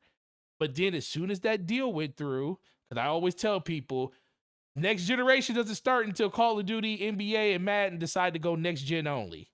And that's when they did it. Well, they didn't do it fully, but that's when the marketing deal switched. And then all of instead of the Call of Duty championships being on an Xbox, they were on a PlayStation. And every commercial had a PlayStation in it. And then, just in conjunction with that, that's when you saw the gap widen. Now, the only reason Xbox was able to survive it is because they have a war chest called Microsoft behind them. But they still lost a lot of money due to the fact that they didn't have that marketing deal no more. So I always look and say, like, okay, so I guess it can hurt. It can hurt Microsoft, but it can't hurt you. And I always find that disingenuous. But it's just it's a business tactic at that point. We all understand why they're doing it and why it's happening, but I feel it's disingenuous to the conversation that just because you don't have access to say that you're making more money on this is kind of just crazy to that point, especially when they already said that the game's going to stay on your platform. So you're still going to get, you know, a kickback from Microsoft for that game being sold on your platform. The only difference is Microsoft's getting the bigger cut instead of it going to Activision. So there's really nothing changing when it comes to the divvying up of the money. But the only other thing you're worried about truly is the perception of Call of Duty being on a competing platform with a service. Like I said earlier, people are going to have to make a decision on. At a certain point, it comes down to, hey, do I want to buy this game on this system, or do I want to buy any games on this system when there's a good majority of those games on a competing platform at a lower price for a monthly fee. It may not be $15 a month at that time. It might be something like $25 a month at that point. But at that point, people are still going to make a decision on, hey, is it about the games or is it about a platform? And I think that's the thing that Sony doesn't really know the answer to. Is our platform as strong as we think it is? Because dollars and cents matter to people. We see that now due to the fact that people complain about $10 games and stuff like that being more. So it's going to be a real good conversation in the future when all this stuff finally shakes out. I mean, yeah, we're still a couple years away from Oh yeah, their deals like expiring, right? Because I mean, I don't think any of us know I've heard so many different things. I've heard Yeah. it expires next year to I heard it expires in 3 years. So who Right. knows? We might get that information after the deal is done, and then maybe Microsoft can speak to it.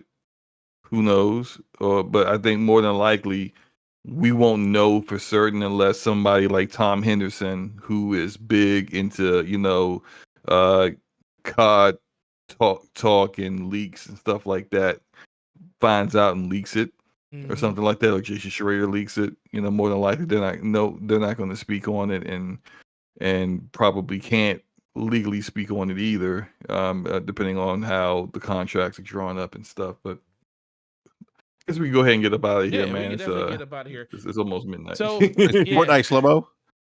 Yeah, I don't know about that, man. It's a little late. yeah, but really appreciate our two guests, Agent Deli and Brap, for stopping by the show. Deli, please tell everybody where they can find you, what you got going on, sir. Hey everybody, thanks for having me. Again, the DPS crew is absolutely amazing. Brap, it's also amazing to be able to talk to you weekly, or at least, as often as I can. My name is Agent Deli. I'm a former AAA level designer at Ubisoft, and now I hang out on DPS. You guys can find me on Twitter. It's probably the best way to reach me if you guys don't have my phone number.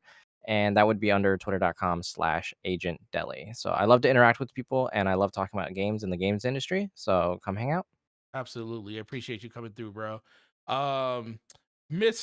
Basement Arcade Radio Podcast, the boss, the man that does the epic brat rants, the man that puts on a great show every Wednesday with Thank you. with our other co-host, B Money and Game Logic.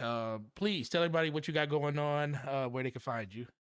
Well, look, it wouldn't be the show. It wouldn't be a great show without you, gentlemen. So thank you again, and with B Money and Game Logic as well. So you guys are a big part of that. So, but no, look, like I said, thanks for having me on. I always love chopping it up with you guys and talking about video games. And great shows always, gentlemen. If you want to give me a follow on the Twitters, Brap_podcast, and also check out the YouTube channel, Basement Radio Arcade Podcast on YouTube.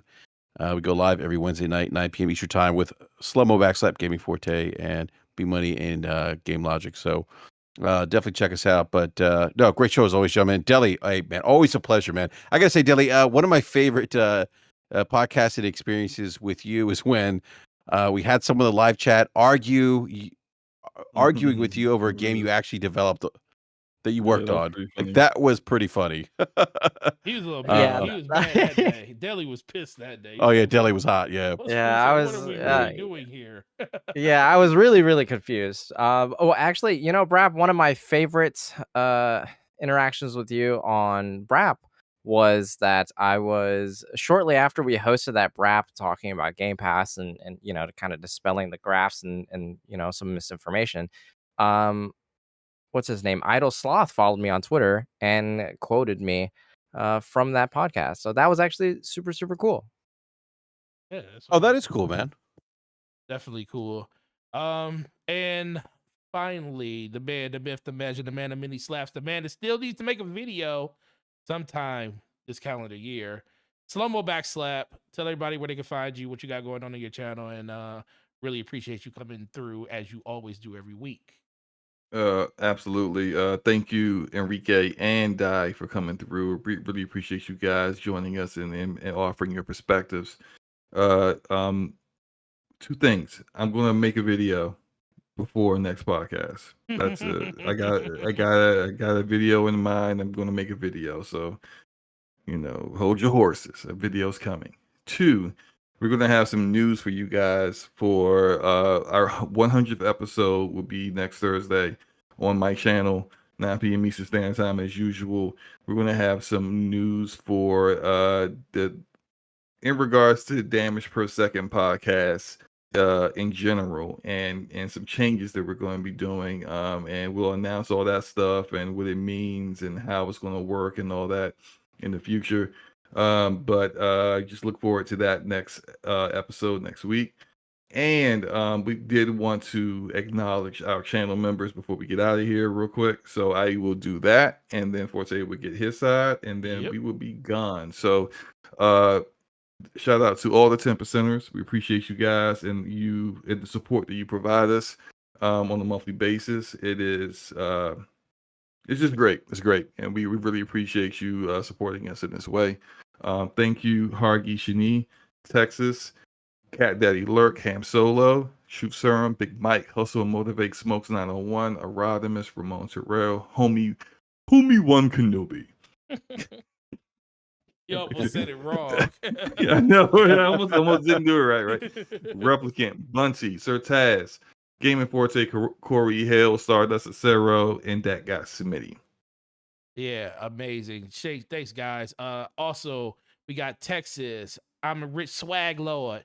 Hustle and Motivate, Ramon Terrell, Replicant, Hargi Shani, Sir Taz, 117, Stardust Acero, Barap, Basement Radio Arcade Podcast, Corey Hale, Cat Daddy Lurk, Arodimus, the homie Slomo Backslap, DJ Oris, the bestie, and that guy Smitty. You guys power the channel. We really appreciate all of the love and support. And with that, we gone. We see you guys next week for episode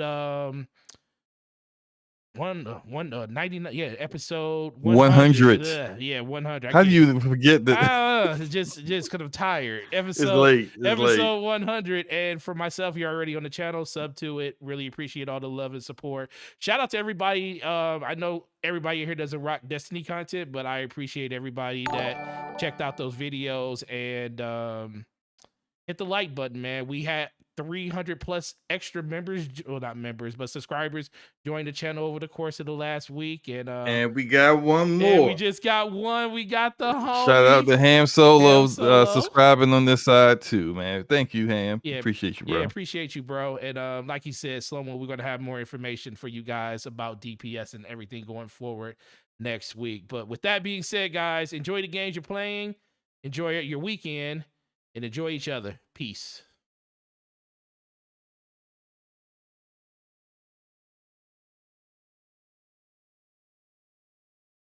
We gone.